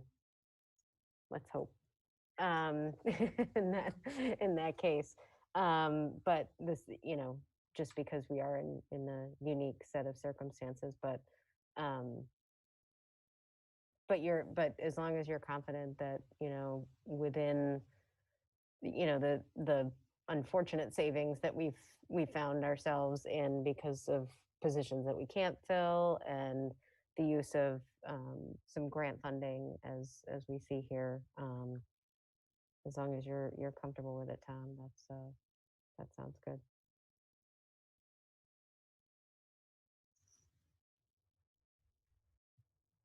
So I do have like a two-part question, but I'm only going to ask one part of it because it's really related to these positions. Should we go full remote? If you're paying attention to the news, you see that nationwide COVID's going up, statewide it's going up. Our nearest neighbors in Springfield and East Longmeadow are both in the red, so it's inevitable. So what happens to these positions? Should we go full remote? My question is basically because we're talking about a disruption. Even if the kids do know their new teacher, they had a teacher, now they're getting another teacher, and it would be their second new teacher because it's the beginning of a year where they always get a new teacher. So if we're looking at disruption, would they be staying with these people full remote, or is there going to be a change? Yeah, that was our commitment. Did I jump in before somebody else? We wanted to make the commitment that this would be the change, and it would not change no matter what. Whatever our decision is, whatever our model is moving forward, or I should say our situation, whether we're remote or we bring more kids back, we would still maintain this level of staffing for the full school year to avoid any other disruption for kids and for grown-ups as well. So yeah. So the class list wouldn't change. Yep, The class lists that come out of this new proposal would sustain us through the rest of the year, regardless of whether we're remote or fully in person. So a follow-up to that though would be, with the cohort C kids being across schools, would they remain as well? Or would they go back to their school? If we're full remote and you have multi-school cohort C, do they then go back to their home school for full remote? Or do they stay as the C cohort for the year? We'd like them to remain. They would stay with their new classmates, their new teacher, their new routine. They would stay. No going back and forth. We have a few. Go ahead. We have a few more slides, so maybe we might want to go through those before other questions, because they might answer some of those questions. I think Gianna might have had a question too. Can we see the rest? Was that Gianna, you said? I think so, yeah. Sorry, Gianna. Gianna, is it on this slide, or do you think maybe if we see the next couple of slides, you might get your answer? No, I think we'll be able to circle back. It was more about the air purifiers, and sorry that I'm late, everybody. And if I missed that conversation already, I apologize. but I'm good with going on. I will definitely get back to your question though. Go ahead.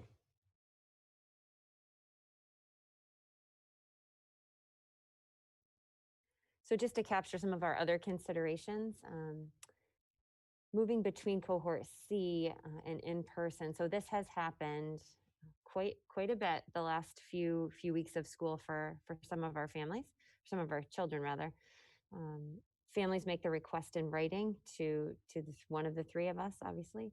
We take a look at that request, review it with our grade level team. We look at spacing. We look at, you know, just involving the special education team if that's something that we need to do for that child. So we get the team together and then we give families a timeline. So we've included here, I won't click on it now, but updates on the transition period. So the state has recommended a much longer waiting period than we have felt necessary to move our kids in, you know, from cohort C back into in-person learning. And we're pretty excited about that and proud of that. And we want to maintain a quicker turnaround than 4 to 6 weeks. And so that's something that we are going to stay committed to. This process of coming back for in-person learning has been pretty successful and timely. And again, we'd like to keep it as that. For our in-person student absences, we're thinking that students, much like they did prior to the pandemic, which is sometimes hard to think about because it just seems like we've been in this for a while, but we're going to move towards a more traditional, for those in-person absences, traditionally just providing them with work, staying connected to the classroom teacher, having the family work in tandem with the classroom teacher to provide work. If there's support that is needed, you know, that will be reviewed upon return. But I think in order to maintain consistency to this plan, we had to really think about what we would do for those students who are in person when they are absent for any reason. So we're going to go back to a more traditional way of kind of caring for children when they're not with us. And that would also include Google Classroom assignments for some kids if they're in first and second grade, and then seesaw activities for kids to do in kindergarten. And I know that's a big question for some of our families. So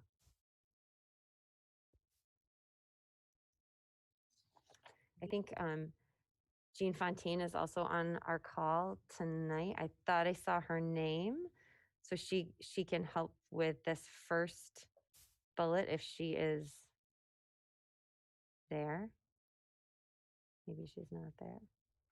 Yep, I'm here. There she is. Hi, Jean. Hi. I'm sorry, I'm just seeing this slide, so. So we talked about the opportunity for some of our kids who will be coming back for K1 and 2 to have their special education support in person. We have a dedicated special educator at each one of our grade levels. And so we're excited that intervention, those targeted services will be given to our children upon their return. It can also further concentrate the special education services that children who are remote need, so they can be better serviced in their platform and their way that they're learning as well. I don't know if you want to add on to that, Jean, or I can keep going. Well, I think, no, the first bullet, the special education support, if we bring the K-1-2 students in, students that have not been previously identified for increased in-person learning would automatically get that. So a lot of students, actually, I believe the number is around 50 additional students that are on IEPs would be getting in-person learning is it 4 days a week? I'm not sure. Yep. 4 days a week. So, I mean, that's a great thing. And these are kids who may not have intense needs, actually do not have intensive special needs. But, you know, our K-1-2 kids are our biggest consumers of occupational therapy, physical therapy, speech and language therapy. And they may get those a few sessions a week, which they are getting right now in the hybrid model of the current model. But that increased classroom time and practice and access to general ed teachers and special education teachers and support staff would certainly be a huge benefit for those kids who honestly won't be identified for increased in-person learning because their needs are not intensive. So that's a good thing. Thanks, Jean. We also talked earlier about maintaining our class lists if the district moves to a full in-person or a full remote model. So they will remain intact for the duration of the school year. One thing we also, an area we heard that might be complex or a challenge or a hurdle for some of our families is the pickup and drop off for example, if you have a child in 4th grade and you also have a 2nd grader. So we have been really, everyone has been very flexible and patient. I know Principal Nelson talked about that earlier. We will continue to, with this new model and what this will do for that pickup and drop off for some families, we will be patient. We will develop a way for everyone to feel comfortable and get to school on time, not be late for a Zoom class, not be marked tardy. I think we will be incredibly patient and flexible. So families can count on that if that is something that might be a little nervous for them if we move to this model. And then we also didn't want to leave unmentioned, although we have mentioned it, the work that our grades 3 to 5 teachers and students are doing. And so we continue to build solutions within the current hybrid model. It's a constant conversation, and we want to be a little bit better than we were yesterday, a little more efficient, a little more sustainable. So we're talking with our teachers in grades 3 to 5 and our service providers and all staff and students on what's working and where we really need to do a better job of, because we know, as we've said, it's fragile. Mr. Landers talked about the fragility of the model, and so we're looking to enable that to be a little more stable. So that is something that we're constantly committed to, no matter what. If anybody has any questions, but Marty, we can go to the next slide.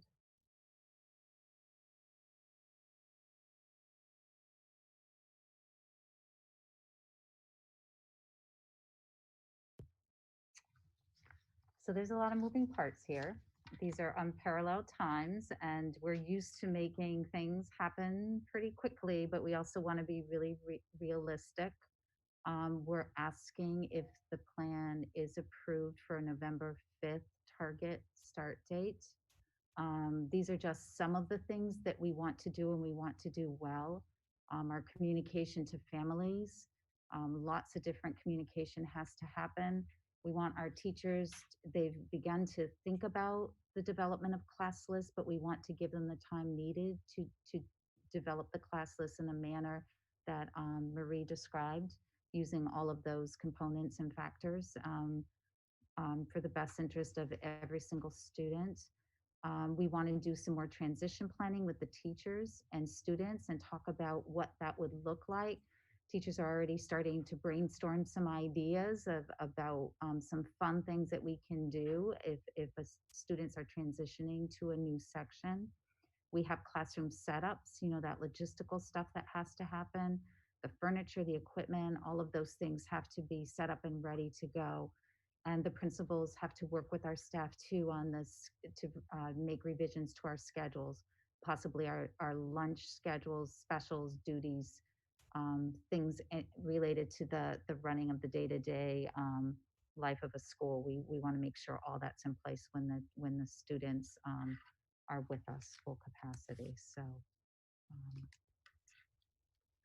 I could just sort of underscore what Donna said. When we look at a potential November 5th target start date, I want to, because Donna wouldn't say this, I would, that the work that we're asking the principals and the teachers to do in a short amount of time is very complex and challenging. It's the 6 or 7 bullets that you see here normally happen over the course of, frankly, months in the springtime to prepare for the following academic year. So this is a really compressed and challenging time frame, and so the planning that they've done over the last week has been incredibly challenging, and the implementation that is in front of them will be challenging as well. We were joking in the hallway earlier. I asked the principals, I said, when do you think you might get started? And they said, well, as soon as, if this is a successful proposition, they'll get to work on it when they,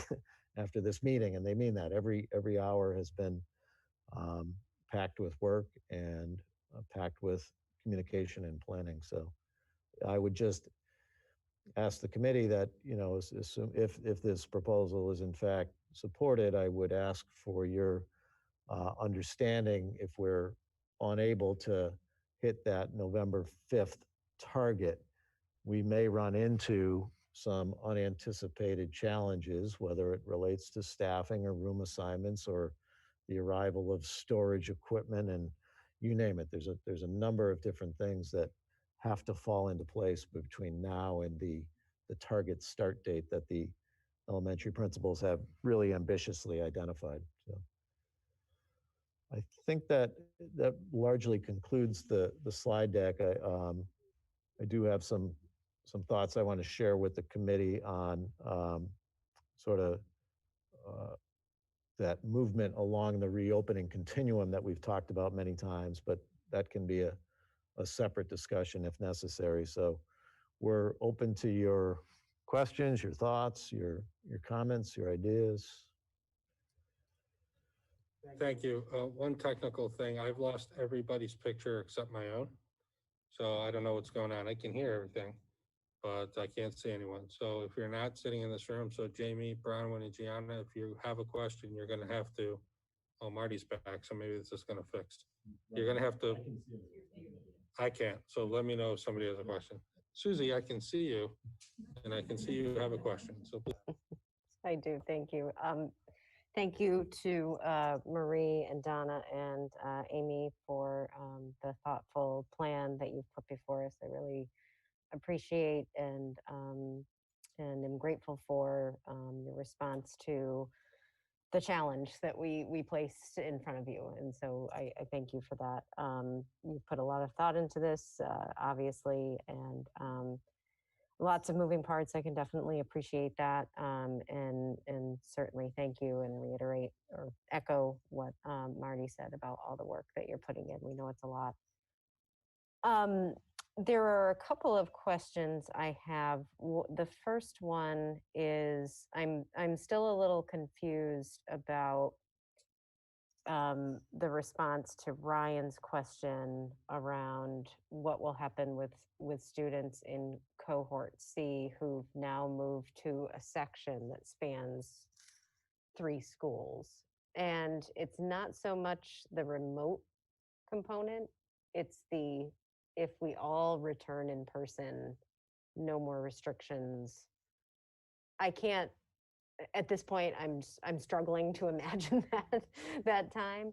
But in the case that it does happen, is your expectation that the students who are in that blended cohort C would attend school in person at the school where the teacher is located? So your hypothetical is that it is a hypothetical, and like I said, I can't even imagine it right now, but I am, just for the purposes of conversation. So I guess if I mean, wouldn't it be wonderful, right, that after January that we are not dealing with the pandemic and everything is back to normal, those students would have to go back to their home school, in my opinion. And because they would be, a lot of them, they're not in school for different reasons and some very complicated circumstances and choices that families are making. And our heart goes out to them, and we understand, you know, that there's just a lot of different rationale for why students are here. But should things be normal, I would say they have to come back to us, to their school, for sure. Thank you for You're clarifying welcome. that. I really appreciate that. Ron, when you had a question before, do you still? It's actually a question similar to Susie's, so thank you. All right, Nicole? My question is kind of the flip side of that, wondering about cohort C. But first, I did want to also say thank you so much for putting in the time and the effort that you guys have put in over the last several weeks, pulling together ideas and possible scenarios for us. I'm aware of the time that went into that, and know that we really appreciate it. And I love that a lot of the questions that I walked into the meeting with got answered along the way, which was wonderful as well. So thank you. I did have a question about cohort C class sizes as the year moves on. So it looks right now like our cohort C class sizes across the district, if we were to do those K through 2 joint class sizes, are anywhere from 18 to 21-ish is what I'm seeing, right? Ish, somewhere around that 18 to 20-ish number. With 2, of course, sections at second grade. But we also have anywhere from 12 to 19 people, depending on the grade level, that are possible question marks in there. And I'm curious if any of those families, or if we see a trend like what we've seen at one of our middle schools or the high school, where as numbers begin to continue to increase in the region, more families choose to move to cohort C. What's sort of our tipping point here? How many more could we add into a current cohort C class before we would need to say, like, okay, we're going to need to pause, possibly hire more folks, more teachers? How would that work as far as stability for the class sizes? Because if we got ourselves to 30, would we then be looking at shuffling the kids in cohort C into another class where now there's 2 classes of 15? Or would that original 18 to 20 stay put and we wait until we have enough to build another class? Or I'm sort of wondering, as if numbers were to go in the opposite direction, how would that come together? Want to take a shot? You want me? So that's a really complicated question. Again, another hypothetical. I'm thinking if the numbers begin to go up, we would all likely be remote. You know, if we get to a place where that's how as you were describing that, I'm thinking, well, if people are beginning to get concerned, or we go to a different color, you know, code, then I would think that we'd all be remote. To Ryan's point earlier. I think we're working really hard for each of the cohort C class to have a support person working with the teacher. We have that almost there, you know, for each class. So even though they have 17 to 18 in the section, we believe we can manage a support in those classes. So that's going to help the cohort C teacher. And they do need help. We know that from the feedback we're getting from the second grade teacher at center, you know, who does have the full remote, like she still has that blue bubble person assisting her. So we would have that support built in. So we would just have to watch those numbers very carefully. And it would likely mean, you know, an additional staff. I mean, if we got to a place and it was just people choosing to move in for whatever reason, we didn't get that from the surveys. But you're right. That's. I mean, these days there's so many possibilities, right? I mean, you just don't know. There's so much uncertainty right now. So I don't know if that was helpful, but it's, you know, I don't know if anyone wants to think about it differently, that wants to add anything. And that is helpful. I think I'm hoping that as much as possible, you guys have talked already about wanting to see that stability with these new class lists, and hopefully as much as possible, even if we see numbers move from one to the other cohort, we can keep those where they are. And if we're adding in new classes, then make that happen. Yeah. I actually have a question that comes from that, so it leads into this. Well, Marty, if you could discuss for everybody what the what would the protocol be? I'm not asking for a tipping point or a specific number, but what would be the protocol for, okay, now we have to go full remote? What has to happen? And do we have to have a, because when we have a meeting, we have to have an agenda, we have to have a certain number of days before it has to be posted. So what would be the protocol for that move if something bad happened, as it is around us in the surrounding towns? So we've given a lot of thought going back to the summer about sort of being able to fluidly move along that continuum. And what I consistently hear is that there's, as you suggested, Ryan, there's really no single metric. There's no single threshold. There's no single factor that we would look at. We would look at a multitude of reports and discuss those with the stakeholders that you see listed on the bottom of this slide. I had an opportunity today to talk to some DESE officials at the COVID reporting unit. And this is a unit that you need to report active cases to, but I have found that they'll also be helpful in helping us take a sort of holistic look at the indicators and the metrics that we're all paying attention to. The DPH color-coded metric has been really helpful. It's no secret that we've seen more communities around us tip towards red, and that's concerning. We're watching that carefully. So far, our experience in Longmeadow continues to be positive and a safe one. But we would definitely be paying attention to those metrics. And we would sit down with the there's actually 2 public health nurses that the town has recently brought on board. The Board of Health, our emergency manager, the fire chief, the COVID compliance officer. I think we'd look at all of these factors as a team to make that determination as to if we needed to move to a remote learning model. And again, I said it at the beginning, I'll say it again, that I would just encourage families to have a contingency plan in place. I know we have heard a lot of great feedback from parents over the last several weeks about the challenges that half days would present, or the challenges that even this new K-2 proposal might present to families who have established plans, transportation plans, childcare plans.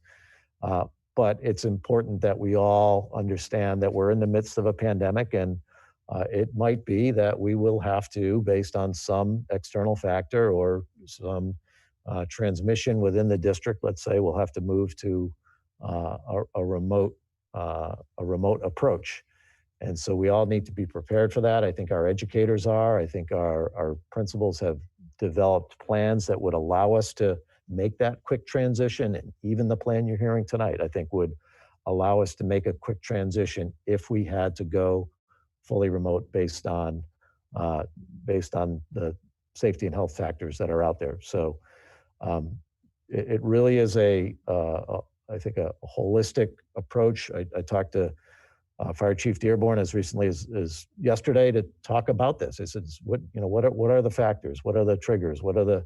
And he really said it's very situational. We could be green or unshaded, as we've seen on that, and yet there might be some factor internally here in Longmeadow Public Schools that would cause us to go into a remote mode. So again, I think we just all need to understand that and be flexible. We're all reading the reports, the news. We're seeing that communities around us are going red. We're seeing that there's upticks, and we're seeing that it could be a troubling winter for all of us. So I think we just need to continually remind ourselves of that and remember that we really want to be prepared to move back and forth. This is an old slide. I've been using this since July, but we want to be prepared to go back and forth along that continuum. So we'll be ready. It wouldn't, maybe a short answer to your question, it wouldn't require a decision or a meeting of the school committee, really. I mean, it's a decision that we'll have to make in the moment, perhaps. And we'll give parents as much notice as we can, but it could be almost like a snow day where it's like, you know, a call goes out at 6 o'clock on the night before a school day to say, for whatever reason, we need to move to a remote mode. So we just all need to be prepared for that. It's a reality that a lot of communities are experiencing. We've been fortunate so far, knock on wood. But I think it's because of this community's due diligence. It's because everybody has been attentive to all the protocols. I thank the staff. I thank the students especially for being so cooperative with all the expectations that their educators have of them. So I hope that answers your question. It really is just, and I appreciate the chance to talk about it, because I think we've been in this mode where we've been thinking about, rightly so, the instructional models for our elementary school students, but it really is important to step back and think more broadly about what we're in the middle of and what we need to be prepared for. So. Great, thank you. I know Jamie had a question. Yep, it's a little less of a question, more of a statement, just trying to get some feedback. Number one, thank you. I think this plan is wonderful. I think it kind of gives a little bit to all the different stakeholders within, within the district, within the administration, within the teachers and parents and kids especially. But my one quick question, a real statement to this, November 5th, I'm assuming why you picked November 5th. I have no issue with that date. Looks fine to me. I'm assuming you're picking that date just so we have 2 days and then we have a nice little break. And then as a follow-up, just a general question, because if it does make sense to you as the administrators, whether breaking this up and doing it in a little bit smaller bites makes more sense. If it does to you, I say do it. If it doesn't, then I'm very good with the way you've laid all this out. And I think it's probably best answered by our principals, but by smaller bites, Jamie, you mean sort of phasing it in some way? Yeah, I mean, if November 5th is a date, and it's just more of a general, observation.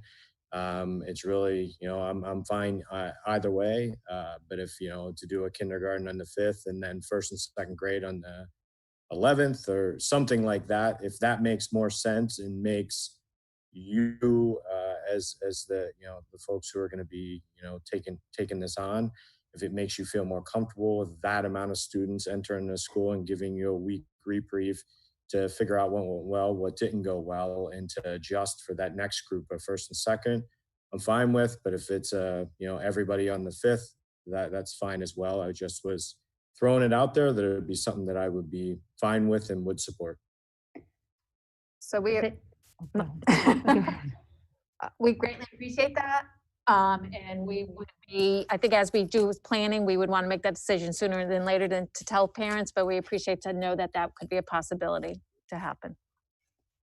And we did talk about that, talk about bringing in one level, but I think our decision was, remind me if I'm not right about this, was that if we get all of these moving parts in place, we were confident that we could bring all of them in on that date. If everything falls into place exactly as we need it to, then we didn't see an advantage to bringing back kindergarten one day, first grade one day. We thought we would be able to manage this.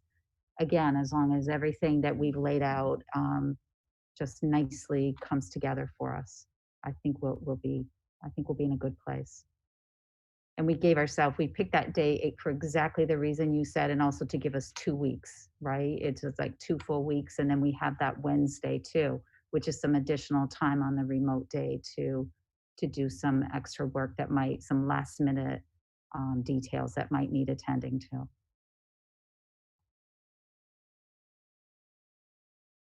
Susan? And just in response to that and along the same lines,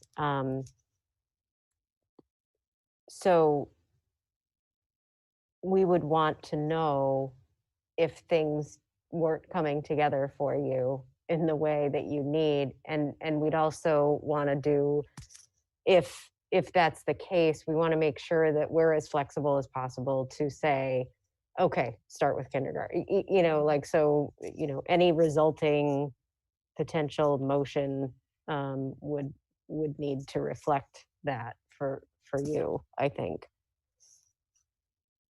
I think we appreciate that as well. Yeah. Thank you. I know everybody has a question right now. So Nicole, then Kevin.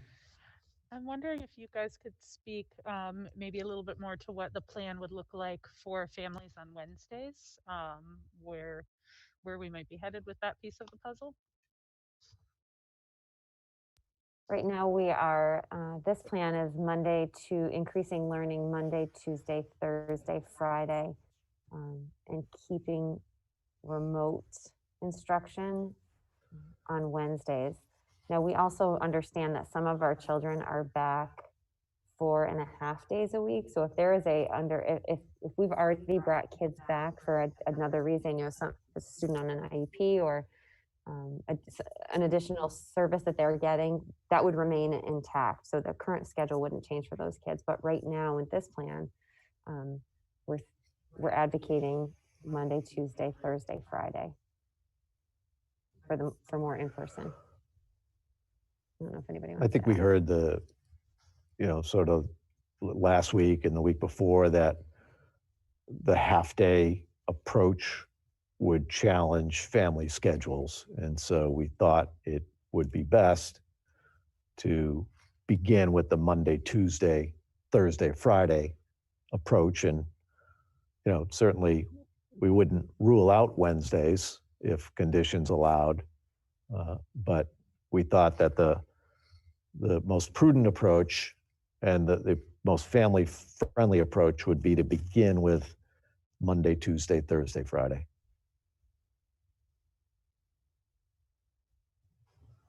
Thank you. Kevin? Yeah, so a bunch of things, but first, thank you. I know that you guys came here a week ago and you had a plan that you were really excited about and it just didn't fly. And so thank you for going back and coming up with something that is an improvement, I think, for all the stakeholders that we talked about. So thank you for doing that. I know it's not easy. And again, I know everybody has been recognizing how much work you put in, but again, thank you for that. Just a couple of comments. So then let me make sure I understand. So Wednesdays will look exactly the same as they do now, right? Okay, good. Marty, back to one of the things you said, which is if we do have to go fully remote, it's entirely possible that like one school goes fully remote and it won't be the whole district, right? So I think it's important to just recognize based on how other districts have responded, it could be some crazy thing happens at one school, but the other schools are fine. And so it's not an all or nothing thing, right? Well, absolutely. Okay, all right, good. For a variety of reasons, that could be true. Yeah, all right, good. And then I think what I'm hoping to hear, because we've gotten some feedback that I think it's important for the community to understand what all the stakeholders are thinking about this. And so that I want to make sure that we understand and the community understands that this is more than the school committee saying, you need to do this. I really would love to hear more about the teachers. I think are viewing this as a huge win for their experience. I would love to hear more about that. And I also would love to hear more about any of the parent feedback that we got. I know that we got the comments, but again, I would love to hear a discussion of that, because one of the things we talked about so much at our last meeting was that the previous plan sort of split the community in half. And I would love to hear some comment on this is more uniting the parents. And again, I don't know if that's the case, but anyway, those are the two things I'd love to hear more about. The teachers, what they're thinking about for this plan and what the parents are thinking about. Thank you. So I'll start with the teachers. I do think they like the plan. I think they're nervous about the class size and safety and making sure that 6-foot distance. And then I think mostly if more students enroll or students come back, so that we need to really look at our potential number if all C students, or even if we just get new students. Like I know you're at Blueberry, they're getting some new students. All right, so I think that's a concern. And so when we're talking about what rooms we're going to use, I think it's important to know that we need to have some rooms that can have a little bit more capacity than some, so my first grade rooms are pretty small. They probably can only fit 14. And so that's really limiting. So maybe when that fourth section, I need to find a space that maybe can fit 16. So I think that those are some concerns for that.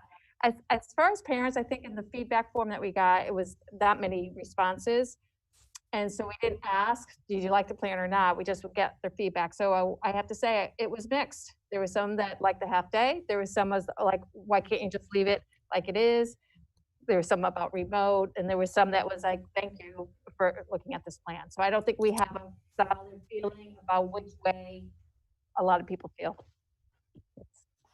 I think another important aspect on the part of the teachers is feeling as if with one platform, whether it's cohort C, all remote, or whether it's in person, that there's that consistent delivery. And there's the consistent group of children, and there's less waiting. There's more opportunity to assess and to identify areas that we need to grow. That's a challenge for a lot of reasons, but I think the excitement of having the kids, again, whether they're in front of you or whether you are the remote teacher, just being able to make those connections each day, all day. And even the student voice, which I think is important to capture as well. We don't survey our children for a whole host of reasons.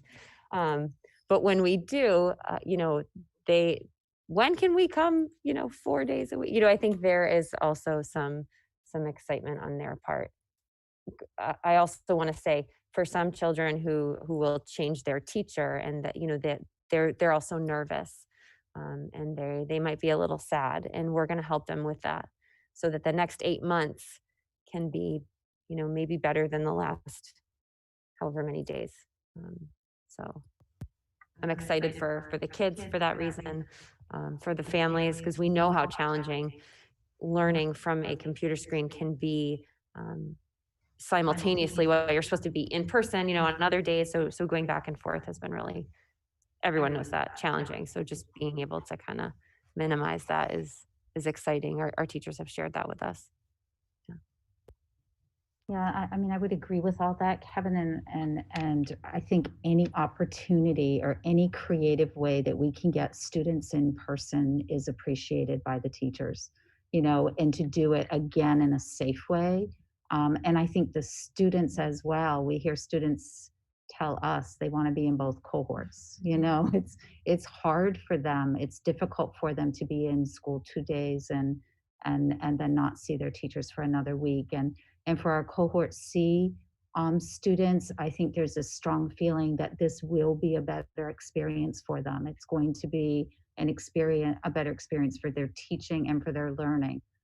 Candidly, those are the two big buckets, and the few responses we did get was a concern about changing the teacher. At the elementary level, the connection with their teacher, we want to acknowledge how important that is and how special that is. Even some of the teachers are saying, we recreating the list, but they feel the benefits. I told them to look at it this way. You've given the kids a month of a wonderful start, a really good launch to the start of the year. Now another teacher is going to take over and give them 40 days of really great learning. It's a small cohort, whether we're remote or in person, they're going to get that extra attention. So to focus on all that. So while there might be some angst for the parents, there is for the teachers as well. Those connections are really, really important at our level. And the cohort C, we acknowledge that as well, and we're going to do everything to make that a community within our bigger community, and make it a positive experience for the children as well. And we think the benefits will be great once we get through that transition. And teachers are great about transitions. I mean, they have really fun ways and important ways of helping students with transitions in a lot of different ways. So I would echo what our principals have said, and I think they've accurately represented the parent feedback that we've received, and the teachers, what they are anticipating. I would want to go back to one of the bullets from the presentation, which was exploring solutions to support students and teachers in grades 3 through 5, and making sure that we have a manageable approach to and a healthy balance between synchronous and asynchronous instruction for our grade 3 through 5 students. So I would want to, our last thought on this was a sort of a more, it covered grades K through 5. This is more narrowly focused on K1, 2, but I want to let everyone know, underscore what the principal said earlier, that we're committed to exploring solutions to make the 3 through 5 experience for educators and students a really healthy one. It's important to know, it does feel like the first month of school feels like 3 years for all of us, right? But we have a lot ahead of us. There's 140 days, I think, is what Donna said earlier. So we're in this for the long haul, and we think that this is a great adjustment to make right now. Thank you. And I'm still having technical difficulties. You're all frozen on my screen. So Bronwyn, Jamie, or Gianna might be waving frantically at me, and I have no idea. I know Gianna had a question earlier. Do you still have that? Bronwyn, go ahead if you have a question. No, go ahead. Thank you. Okay, thanks, Bronwyn. Thanks, Ryan, and I'll just briefly echo, although I'm hugely feeling it, appreciation to our administrators and superintendent and all the team of people that are working around the clock on this stuff. So I appreciate that. So as you all know, I'm a educator in a elementary school, and I'm on like the operations team, and so I'm just curious. I know that you have plans and strategies and everything in place right now for the hybrid, kind of the logistics, like the arrival, the dismissal, the lunch, the bathroom. Just because, again, I know how it is in my school, and you've got the line of kids and so I'm just wondering, like in the congregating at arrival and dismissal, and I'm just wondering how much of a challenge or how confident y'all are feeling in terms of, you're going to be adding kids to those waiting lines into those lunchrooms, and if somebody can just kind of outline what's going to be needed to be done to kind of accommodate the more kids. One of the most important things, Gianna, is that we have the small class size, and that was really essential to this plan, is that we maintain the small class size. And then we also have all those other logistics in place. So now it's just looking at, like, where's the classroom going to be located? Do we keep the same entrance? Do they come in a different place? So we follow all those guidelines. So I'm going to speak for the three of us, saying we're pretty confident that we're going to be able to manage the additional students, again, because they're in that small group, in a way that is going to be safe, and it's going to be very manageable and doable. Awesome. Thanks, Donna. You're welcome. Ryan, I just wanted to add, obviously the administrators worked super hard on this plan, and it is much appreciated by everyone. So thank you very much, and to all the teachers that helped you out with it. Send our appreciation along to them as well. I think it's really important that the community knows that the admin, school committee, we didn't want to take any of the safety measures out of place. So the fact that we're going to be able to do this while maintaining the 6-foot distance and things like that was extremely important to us. So we really appreciate you guys figuring out a way to do that while still keeping the kids at 6 feet, and looking forward to seeing how it goes.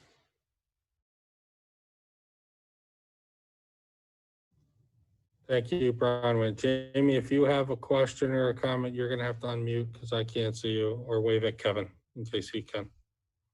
I don't have a question, but thank you. Thank you for the help. I appreciate that. Technical difficulties of Zoom, it happens.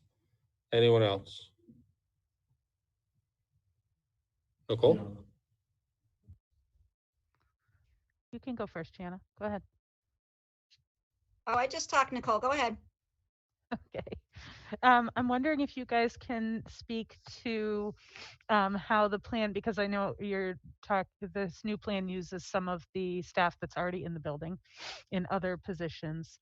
If you could speak to how this might impact availability for staff coverage, especially when we're trying to promote this idea of if you're symptomatic at all, stay home. How confident are you feeling as far as people already in the building that can be utilized to cover as needed, especially with extra classrooms added into the mix too? That's always been a challenge, even before the pandemic. However, with K1 and 2 being in person, we may find ourselves, I don't want to say we have a lot of staff, but we may have more abilities to pull within grade level some support people to cover the in-person learning that is now being increased. I will say too, when we have called out to substitute teachers who are our normal go-to people, and we are so appreciative of them, what is a point of concern for them is managing the in-person learning and then the remote or the online learning. So a lot of them will say, I'll come in, but I don't want to do the computer thing. Just to be really candid with you. And so, we can still maintain support at grades 3, 4, and 5 with our blue dot support people, our support people. But K1 and 2, I think we might have a little bit more flexibility and willingness from our dedicated substitute pool, who, if that component is off the table for them, they might be more likely to be readily available to sub for us if we need them to. That's just one piece. I don't know if Don or Marie want to add to that. But. I think the staff has been really amazingly flexible, and I think people understand that sometimes everybody's pitching in. So I think, yes, sub coverage is an issue, but I think people will do whatever they can to help out, and we'll just have to manage that because they've been doing that already. So they've been great. Yes, thank you.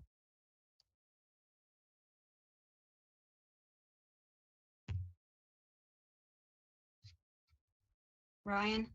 Yes, Gianna, go ahead. You had another one? Yes, thank you. A little bit goes along with those lines of the staff and the flexibility and the coverage.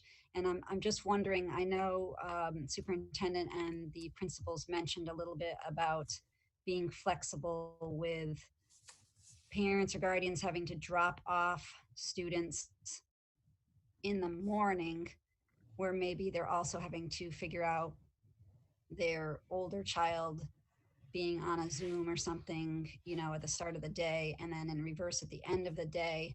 And so I don't know if it's possible to consider maybe, a 15-minute paid time duty for somebody in the morning to supervise those students who need to be dropped off earlier. And then the same thing in the afternoon for students who need to be picked up later. So that way, depending on where you live, how far you live from your school, even if it's 10, 15 minutes off of learning time for the 3, 4th, or 5th grade student that maybe has to be in the car. I just don't know if it's something to be considered, maybe, paying somebody or changing a duty around to accommodate for those families that need that extra time. I don't want to speak for all of the teachers across kindergarten, 1st and 2nd, but I know many of the teachers don't start their synchronous teaching and learning until 9ish or a little bit before, because they've got to do attendance, they do their lunch count, the kids are getting organized. So there's a lot to happen in the classroom before, as they're welcoming the students. So I think that's something that we can go back, if they are starting earlier, to have a discussion about that in K1 and 2, but it generally it's not, or I'm sorry, 3, 4, and 5. So, you know, we can talk to them about the beginning of that synchronous teaching to give families the opportunity to drop off, and if kids do need help, to help them out. I don't Okay, and how know. about at the end? Yeah, I think we need to also give it a chance to work, and then maybe see if there is a need. You know, maybe in a couple weeks we reevaluate. We're constantly reevaluating. You might remember my dismissal was staggered for my comfort level. Thank you, Dr. O'Shea, for allowing that. And we didn't need as much time, but I needed time to figure that out. So I think I want to give our families time to figure that out, to see if they can manage. I know families are also safely working together in order to help each other out during these times. And so I think, you know, we'll get to a place hopefully where it is more comfortable, more efficient. And if not, then maybe we can address those families that are just really struggling for whatever reason, and we can help them as we need to. And if there are a lot of families, then yeah, I think we'll come back to the table and say, okay, this is a gap that we're finding that we need to address. Thank you both for that. And I guess also I was just maybe thinking too, at the end of the day, I see the morning, how it can be a little more flexible. I'm just thinking of, you know, like how it's so strict with the minutes, you know, the time on learning, the ELA, the math, you know, like how it's all, how, you know, delegated out so specifically and strictly with the minutes. But I hear you on waiting to see, you know, how many families are affected and working maybe case by case with some of those families that are.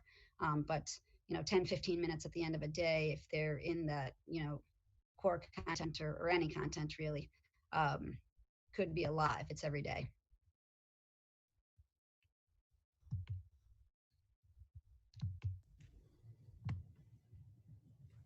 Committee members, I'm looking if there are any more questions. And again, Jamie and Bronwyn and Gianna, if you do have one, you're going to have to shout.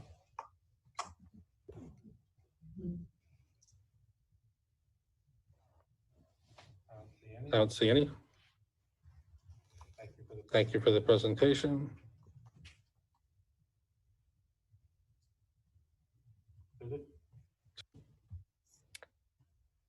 May I make a motion? Sure, go ahead. I move that the school committee approve the elementary K-2 in-person learning proposal as presented and authorize the use of available general fund appropriations in the FY21 budget for the new positions and the FTE increases to current positions associated with the proposal. Motion, is there a second? Second. Second by Kevin. Any discussion? And again, same role, Jamie, Bronwyn, and Gianna. I don't know if you're doing anything. The screens are frozen. Nicole?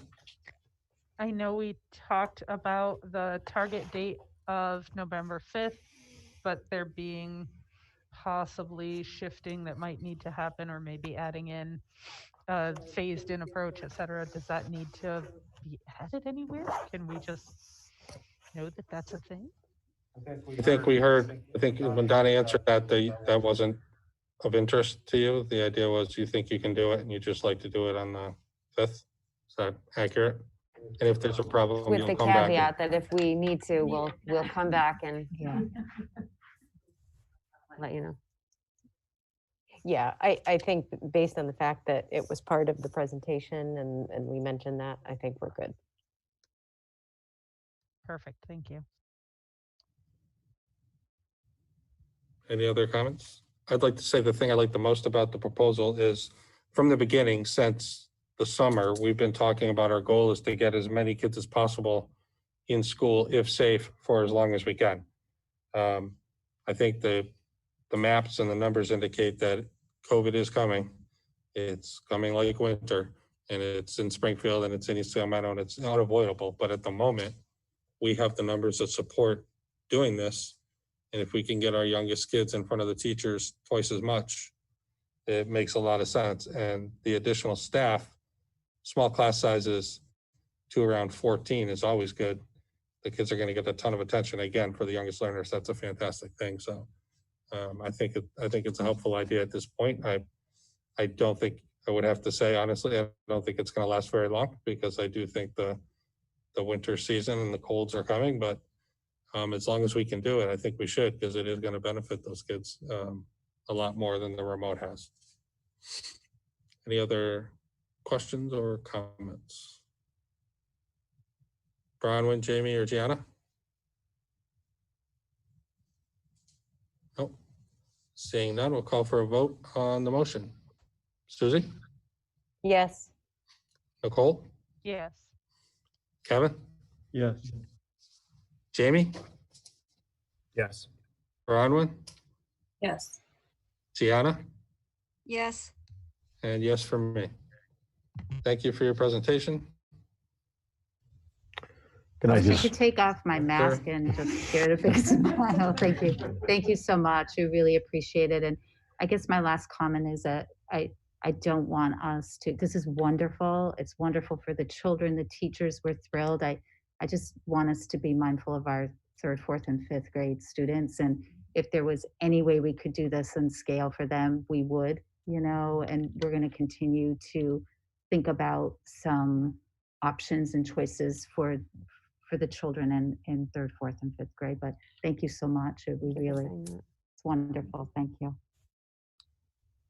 and I would also thank the committee for its support and particularly for the appropriation to make this possible. That shouldn't be overlooked. It is a reflection of this community's willingness to invest in the education of students and to do it in a really safe way. So appreciate all the great ideas and the comments and the questions that we've received from the committee over the last several weeks. And also thanks to the parents out there who also provided us with a lot of insight and understanding what the student experience is like and what the family experience is like. So I think it's a great step forward for us.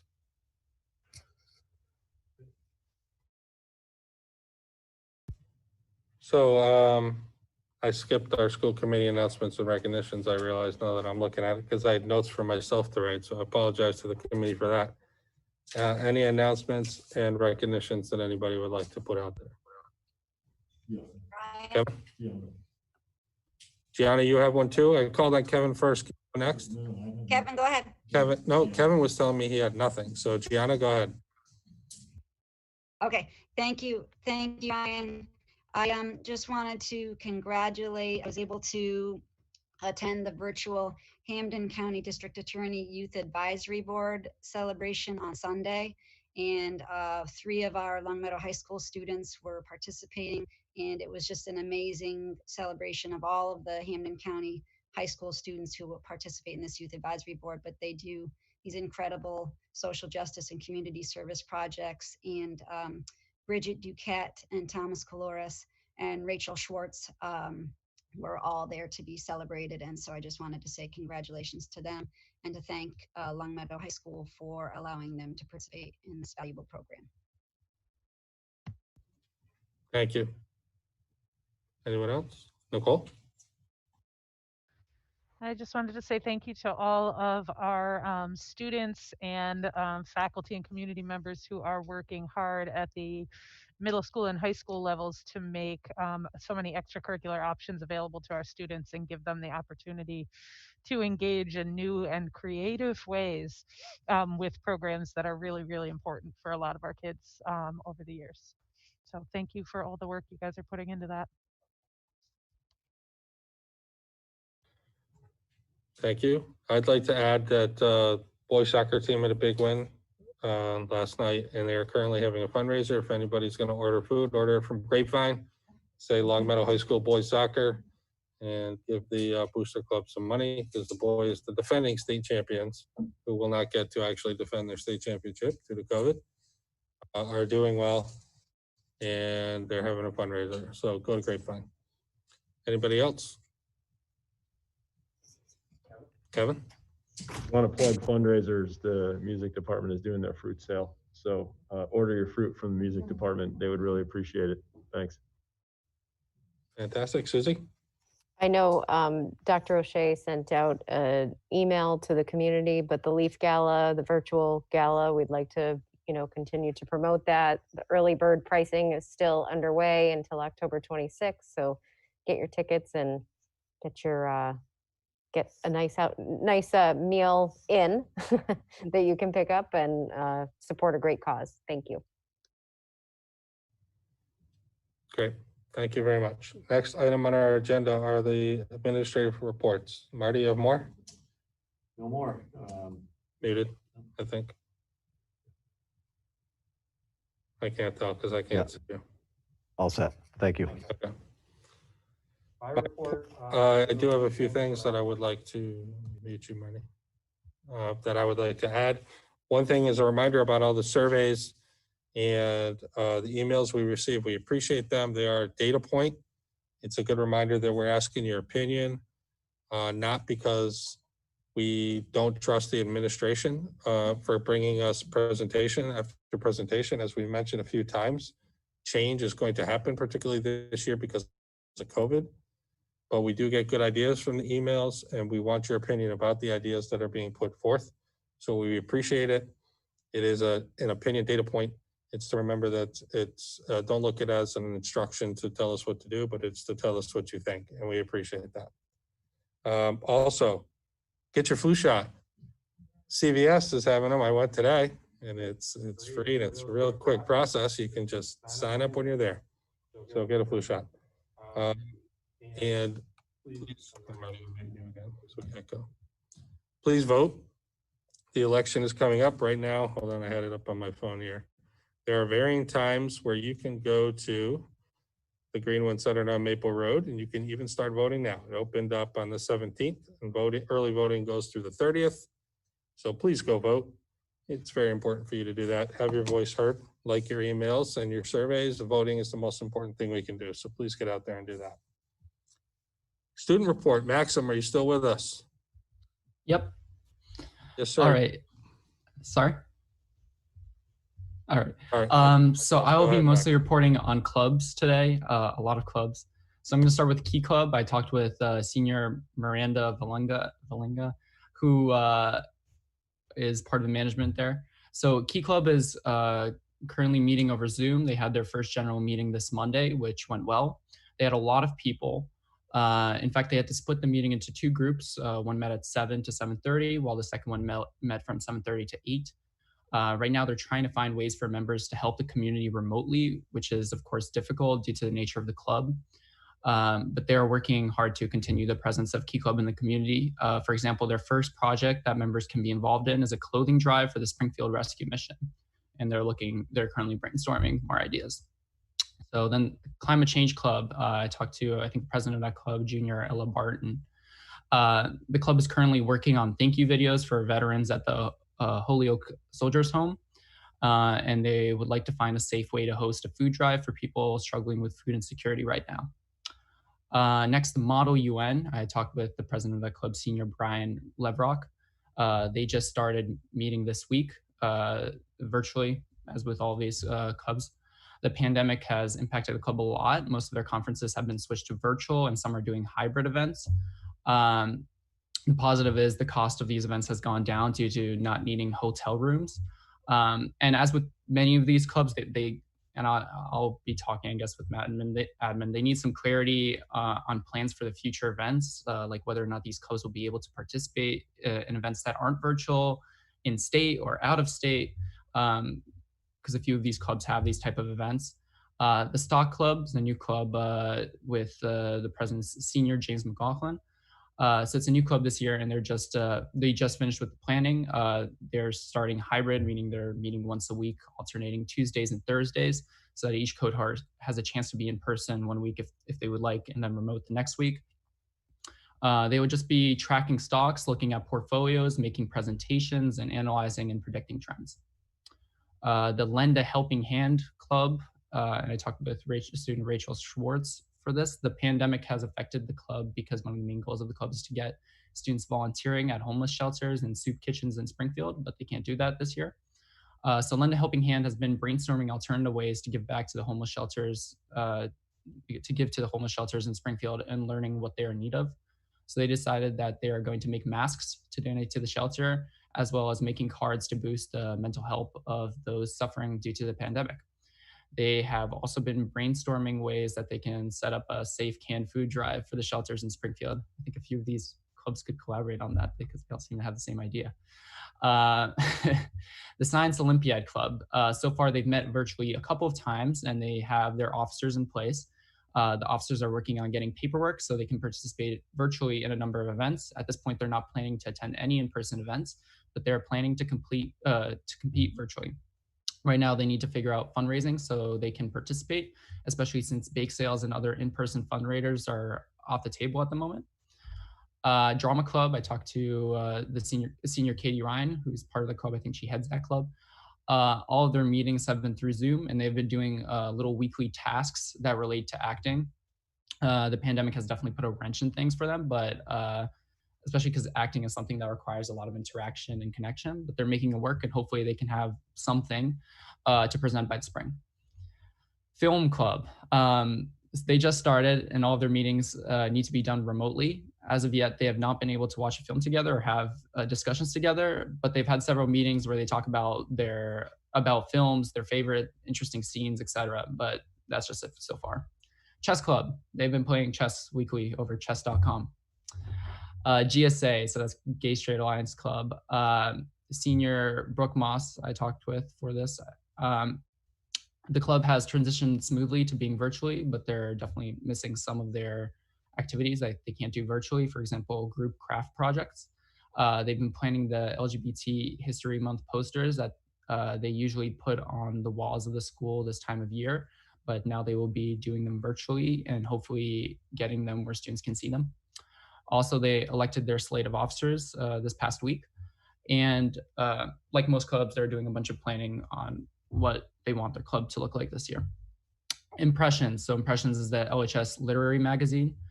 Recently, they got the go-ahead for virtual meetings, just like all the clubs, and the student editors have met today, actually. They received a list of interested students from Mr. Dunkley, and the editors are also reaching out to others who have expressed interest or taken part in their organization in the past. Today was their first virtual meeting of Impressions, which was a chance to meet and get to know each other. They shared some writing together and created a collaborative story in a Google Doc.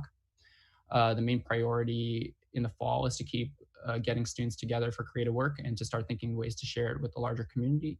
The goal is to still produce a magazine in the spring, whether virtual or as a hard copy. They've been looking into creating a website. The Judge Otter, that's something I'm part of. I'm the editor-in-chief of that. So we've been meeting since early September, every week over Zoom, sometimes a little bit more often. We've been working for a month now on an issue, and we were actually planning to release that early next week, Tuesday next week, but we're going to hold off for now because we're not sure if we're allowed to do that. But luckily, early last year, we built out a website, and we'll be posting all those articles next Tuesday once we get them all approved on the website. And hopefully we can get some form of email blast out. But yeah, we have had a lot of student interest. We have a lot of new writers, a lot of underclassmen. I think a lot of our giving newspapers to middle schools paid off last year. And they're producing great work. It's definitely a whole different experience doing all these interviews online over Zoom or phone call instead of in person as we're used to. But we've been making it work, and we are very grateful to all the faculty and administration that have been available for interviews. NHS, National Honor Society. I talked to the president, Senior Tommy Lee. NHS is close to being finalized. There will be a change to the website coming soon, where it has its own tab on the LHS page and a Google form to sign up for tutoring, as well as an announcement on the website that informs students and parents about what NHS is and what it offers. There will be fully virtual tutoring over Zoom this year, or at least for the beginning of this year. Sometime the next week, the announcement will go up, as well as an email to all the students and parents about and informing them of NHS operations. Just speaking with Tommy, I know it's been his concern that for the past few years, NHS hasn't done a lot of tutoring, and there's a lot of great people in NHS that would love to tutor kids. Our problem is we aren't getting that reach out to students, letting them know that there is actual help coming from NHS. I don't think a lot of underclassmen know about it. So that's something that Tommy's been working on. Stand. The Stand Club, I talked to Senior Owen Dragowski about this. The pandemic has impacted them a great deal because they are a very interactive club. They like to collaborate with one another and with the school to put out information they think might be valuable to students. They have already held an outdoor pop-up concert in Longmeadow and plan on doing another. They also plan on continuing their work with mental health awareness, especially in the pandemic, and vaping awareness. The yearbook has sent out emails to the seniors for senior superlatives and senior kit, which includes your senior photo, your quote, name, and those are all due October 30th. So we're currently trying to get everyone to submit all their stuff by October 30th. And then an update on the music program. For the music program, the pandemic has been enormously challenging, but students are adapting very well. Ensemble rehearsals outdoor for band and chorus are outside. Sorry. The rehearsals for band and chorus are outside, but new state guidelines will allow the band to safely rehearse indoors, moving into the winter. It's really interesting looking at all of them. They have masks with a hole in them, so they're able to play, all their instruments. It's funny. The orchestra is rehearsing indoors. There's a new online platform with apps for composition, studio production, recorded assessments, music theory, and sight reading. 14 LHS students are going to be representing us at the statewide social justice in the choral art workshop for high school student leaders. They're continuing the 60-year tradition of the fruit sale, as someone mentioned, and it's all online this year. They're partnering with LCTV to present 4 televised performances this year. There is a commission project involving 2 of our alumni, composer LJ White and Cornell University conductor Steve Spinelli, who is of the Cornell University choirs and LHS Super Chorus. The Tri-M Music Honor Society is going strong remotely this year. They have launched a new leadership curriculum with guest speakers. 3 of the students are organizing the Popular Music Mentors program to continue online. And then this is something I did during the meeting because people were talking about how there's more people more students that joined Cohort C over the past few weeks. And I think I've spoken with a lot of students, and I did a little bit of polling during this meeting. So I can maybe provide a little bit anecdotally how some people feel about moving into Cohort C or moving out of Cohort C. So a lot of students speak very highly of being in school. They love being in school. They actually would love to be in school more often. I had some kids say like, oh, I wish I could just sneak in to be here for those other 2 days. Do you think they'd notice? But they like to see their friends and have real face-to-face interaction. Communication is much better between students and teachers. That's something I hear, especially from English teachers a lot too. It's also for all students, it's very important for them to get to know their teacher, which they weren't able to do until they actually went in person. It's just not the same over Zoom. So getting to know their teacher, how their strengths and weaknesses, and how they learn. A lot of students like that. Some students feel like they're much more attentive. They can't go on their phone or on another tab when students are on Zoom, which is fairly common. We're actually covering it in the Jet Jotter, and right now it's on like 90% of students say they'll go on their phone at least once during a Zoom. And that's about in asking 50 students to tell me, that's a 50 student poll that we've done for the Jet Jotter. Many students find it hard to focus all day on a computer, but being in person forces you kind of to be engaged. And then some who ended up going into Cohort C, some are obviously doing it out of concerns for health. But my hunch is there's a good amount of students not returning to school isn't due to health. And just talking to students, some of those reasons are they say it's just as good as in person, since in person this year is so weird, where they can't do group work anyway, since we're maintaining a 6-foot space, right? We can't turn around really to form groups as we would usually. So, and since teachers have done such a good job making a lesson work both in person and remote, some students just don't see, they prefer being in the comfort of their home, not having to look presentable for a long time. So they just see no reason. So it's not that they dislike in person, it's just that remote is for them easier.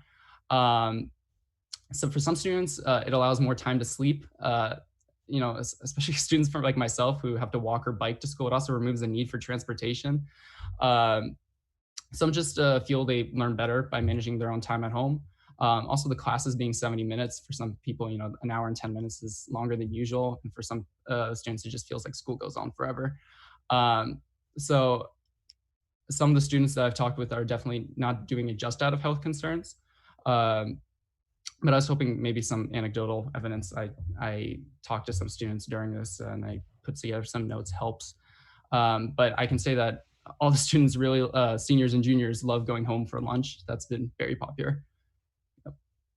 And that's all. Thank you, Max. Other reports. Bronwyn, you stepped out for LPVC. Do you have a report for us? It was an executive session, so I don't. Thank you. Okay. Nothing to report then. No secrets. Energy and sustainability? We have a meeting next week. Thank you. Open space?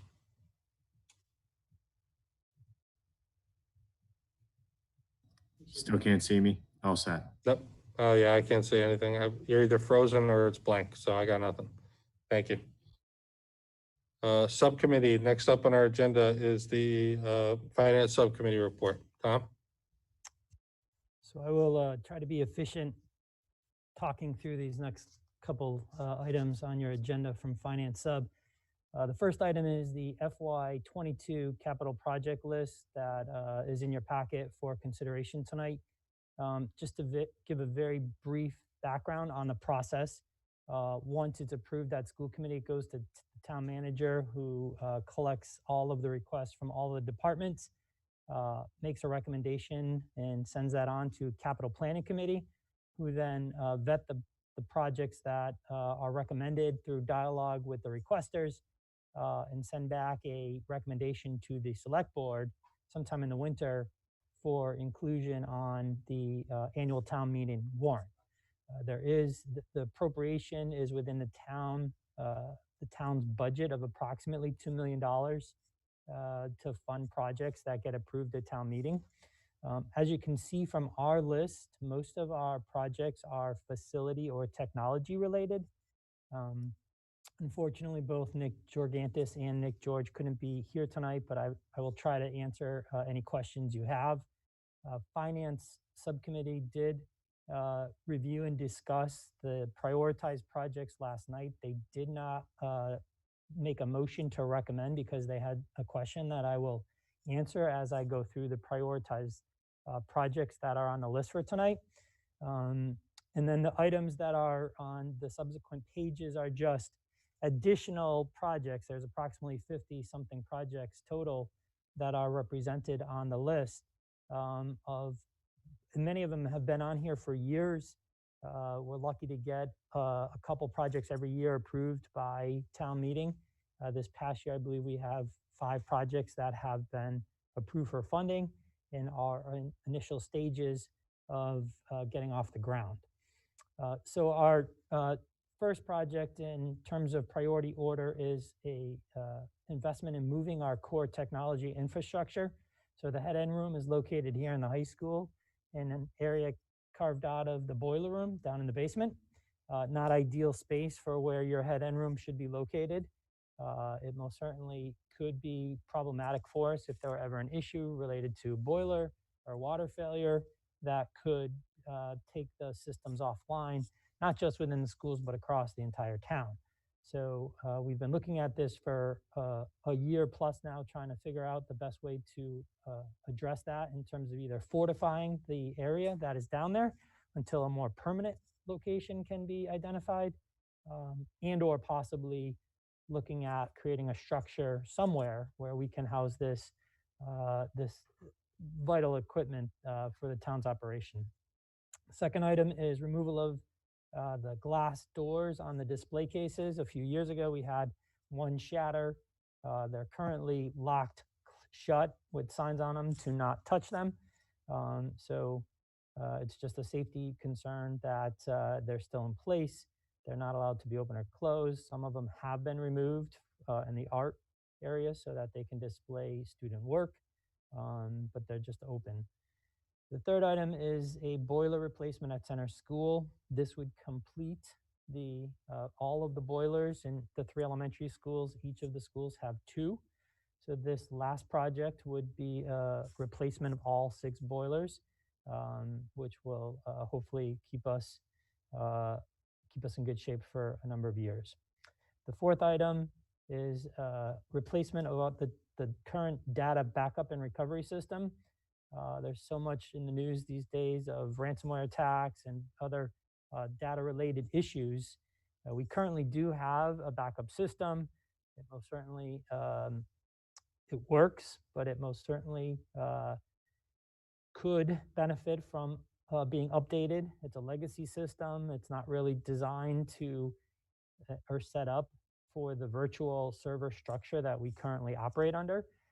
It most certainly would reduce the amount of recovery time if we are ever forced to have to rebuild our systems from some sort of situation. It also would allow us for better testing of our backup systems. Currently, it's done on a weekly basis of randomly selected files, whereas this system would allow us for more regular, comprehensive testing of the backup system to ensure it's functioning properly.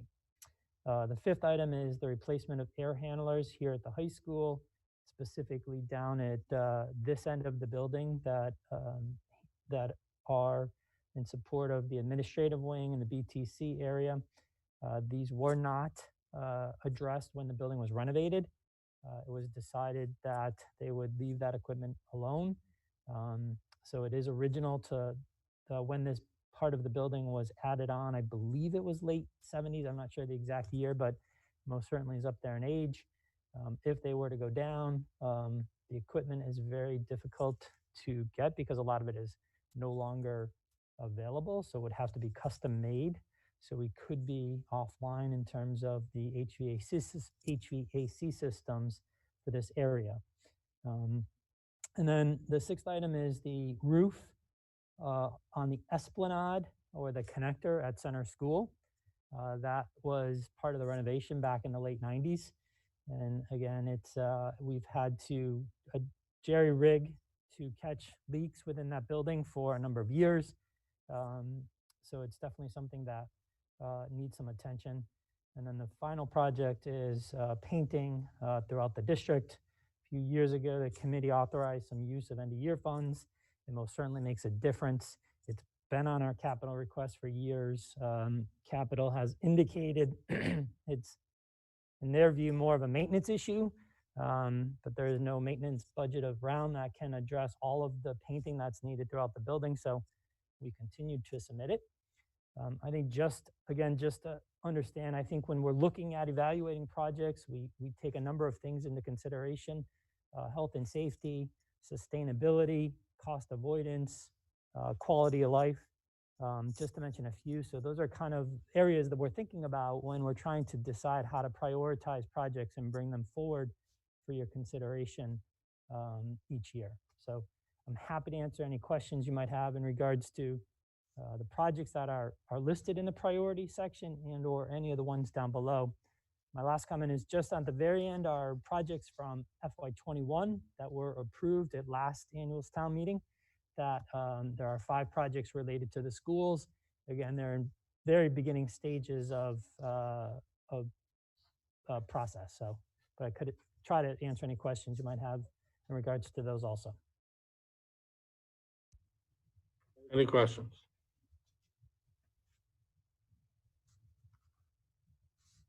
Kevin.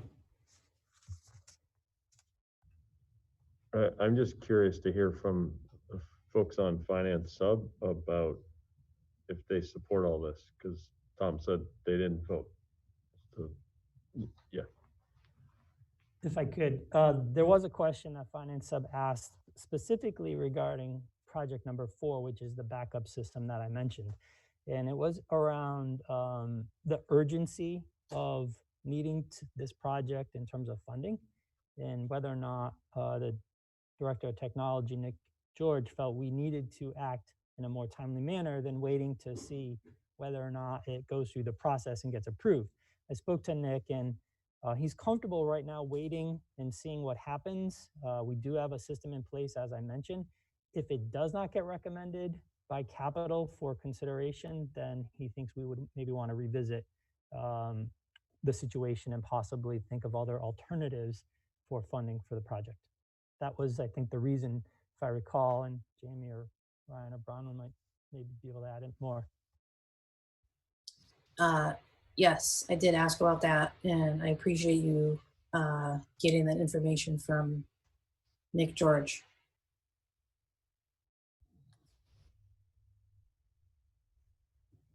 Any other questions? Look, Yeah, just me, Ryan.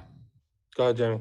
Yep, and I think the only other thing that we talked a lot about, Kevin, just to fill you in on that is, we really think that the capital planning committee and the select board got fairly lucky with some of these IT projects that they didn't come back and bite the whole town, given everything that's going on and how much we're all depending on IT these days. And my personal opinion is we need to emphasize both the first one and the fourth one as to something we might want to protect this town. And, my personal opinion is it's the town's, the town should be the one paying for this, but if we have to do what we have to do, we will, because we think it's the right thing to do. So that's what we talked mostly about, and to whether to move the number 4 one up to number 2. And then it got into a little bit deeper discussion about, how urgent is it? And obviously you just heard the response from Tom on that. Thank you. Anyone else? Tiana, do you have any questions? Marty? Just want to mention that probably the most significant capital needs aren't on the list, but understandably, specifically are the needs of our 2 middle schools. And, it's something that Tom and I talk about every year is how could we possibly capture the needs of the middle schools on the capital request list? And frankly, we can't. But it's important for everyone to recognize that we're still awaiting an MSBA decision in December or January on our statements of interest on Williams and Glenbrook. So we'll keep you posted on that. Thank you. If there's no more questions, there's a possible motion on this. I move on the recommendation of the Finance Subcommittee that the school committee approve the FY22 prioritized capital plan as presented. Is there a second? Second. I'm sorry. So, and there's discussion. I Tom? would just ask if we could revote it. Finance Sub did not recommend it, so I don't want to reflect in the motion some action that didn't occur at Finance Sub. Thank you. I'm happy to amend the motion. Do I need to restate? No. Okay. So is the restated, not restated motion seconded still? Second. As Any amended. discussion? Thank you. Any discussion? Seeing none, we can vote. Susie? Yes. Nicole? Yes. Kevin? Yes. Bronwyn? Yes.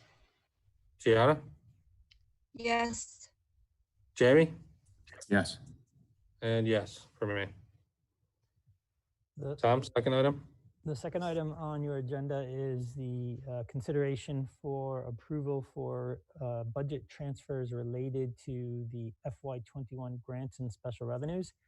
So every year about this time, we bring forward requests to realign our appropriations related to grant awards. When we're developing the budget every year, we make assumptions as to the dollar amount and how grants will be used. And then we come back with revisions based on actual awards and how we anticipate to use them throughout the year. So the document in front of you summarizes the changes both in regards to line item and total by the fund. In terms of what the original amount that was appropriated and what the revised amount that you would be authorizing, and then the particular changes within the lines. On the second page, I just want to point out the inclusion of the 2 COVID-related grants that we've been speaking about over the last few months. The CARES Act, which is $242,000, and the Coronavirus Relief Fund, grant, which is another 629,000 that we are in the process of using to offset or to make purchases related to COVID PPE and equipment and alike. So the total amount is $944,136.98 of an increase that the budget will be increased by if you decide, if you vote on the document tonight.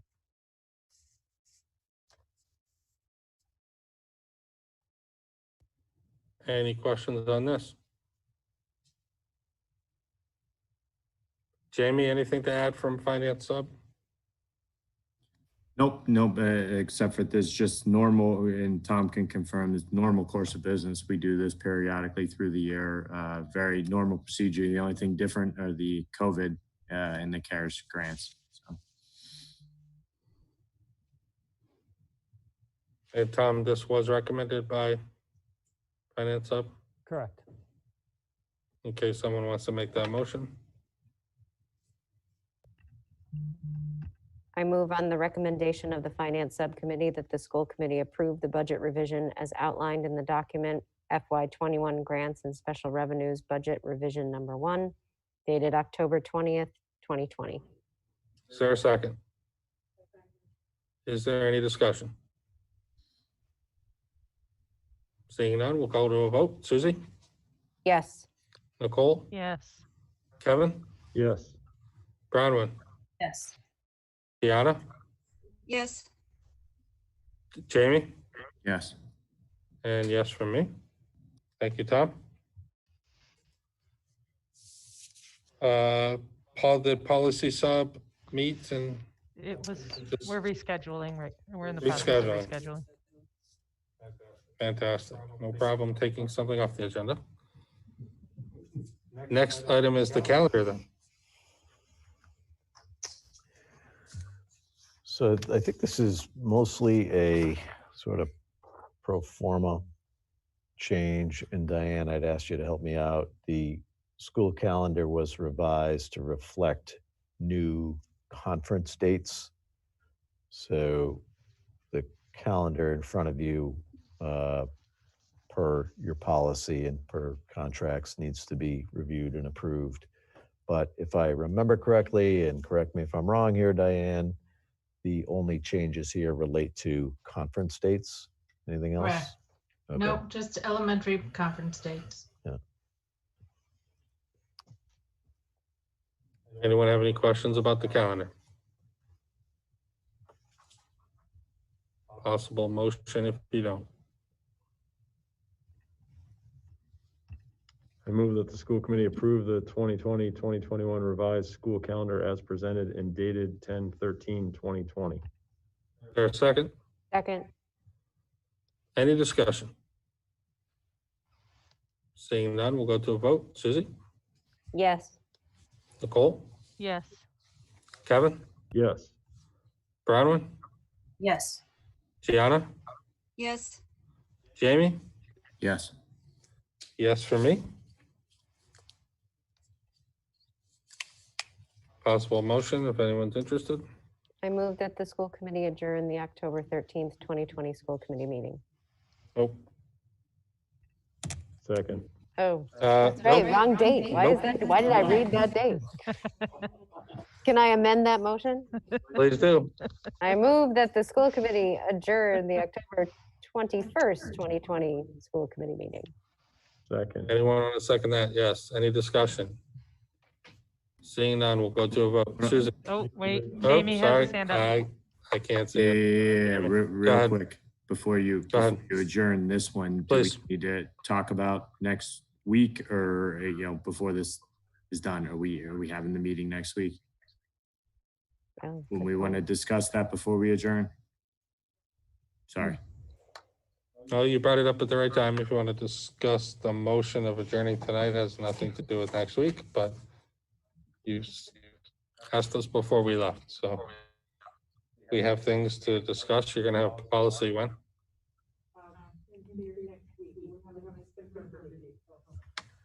We have not confirmed a date as of yet, but we're looking for sometime next week. So how, at this point, we're gonna leave it where it is, and if there are no items, then we will Cancel. contact everybody. Make sense? Makes sense. Okay, so the motion of adjourning this meeting, Susie, Yes. Nicole, Yes. Kevin, Yes. Gianna, Yes. Bronwyn, Yes. Jamie, Yes. we are adjourned. Thank you very much.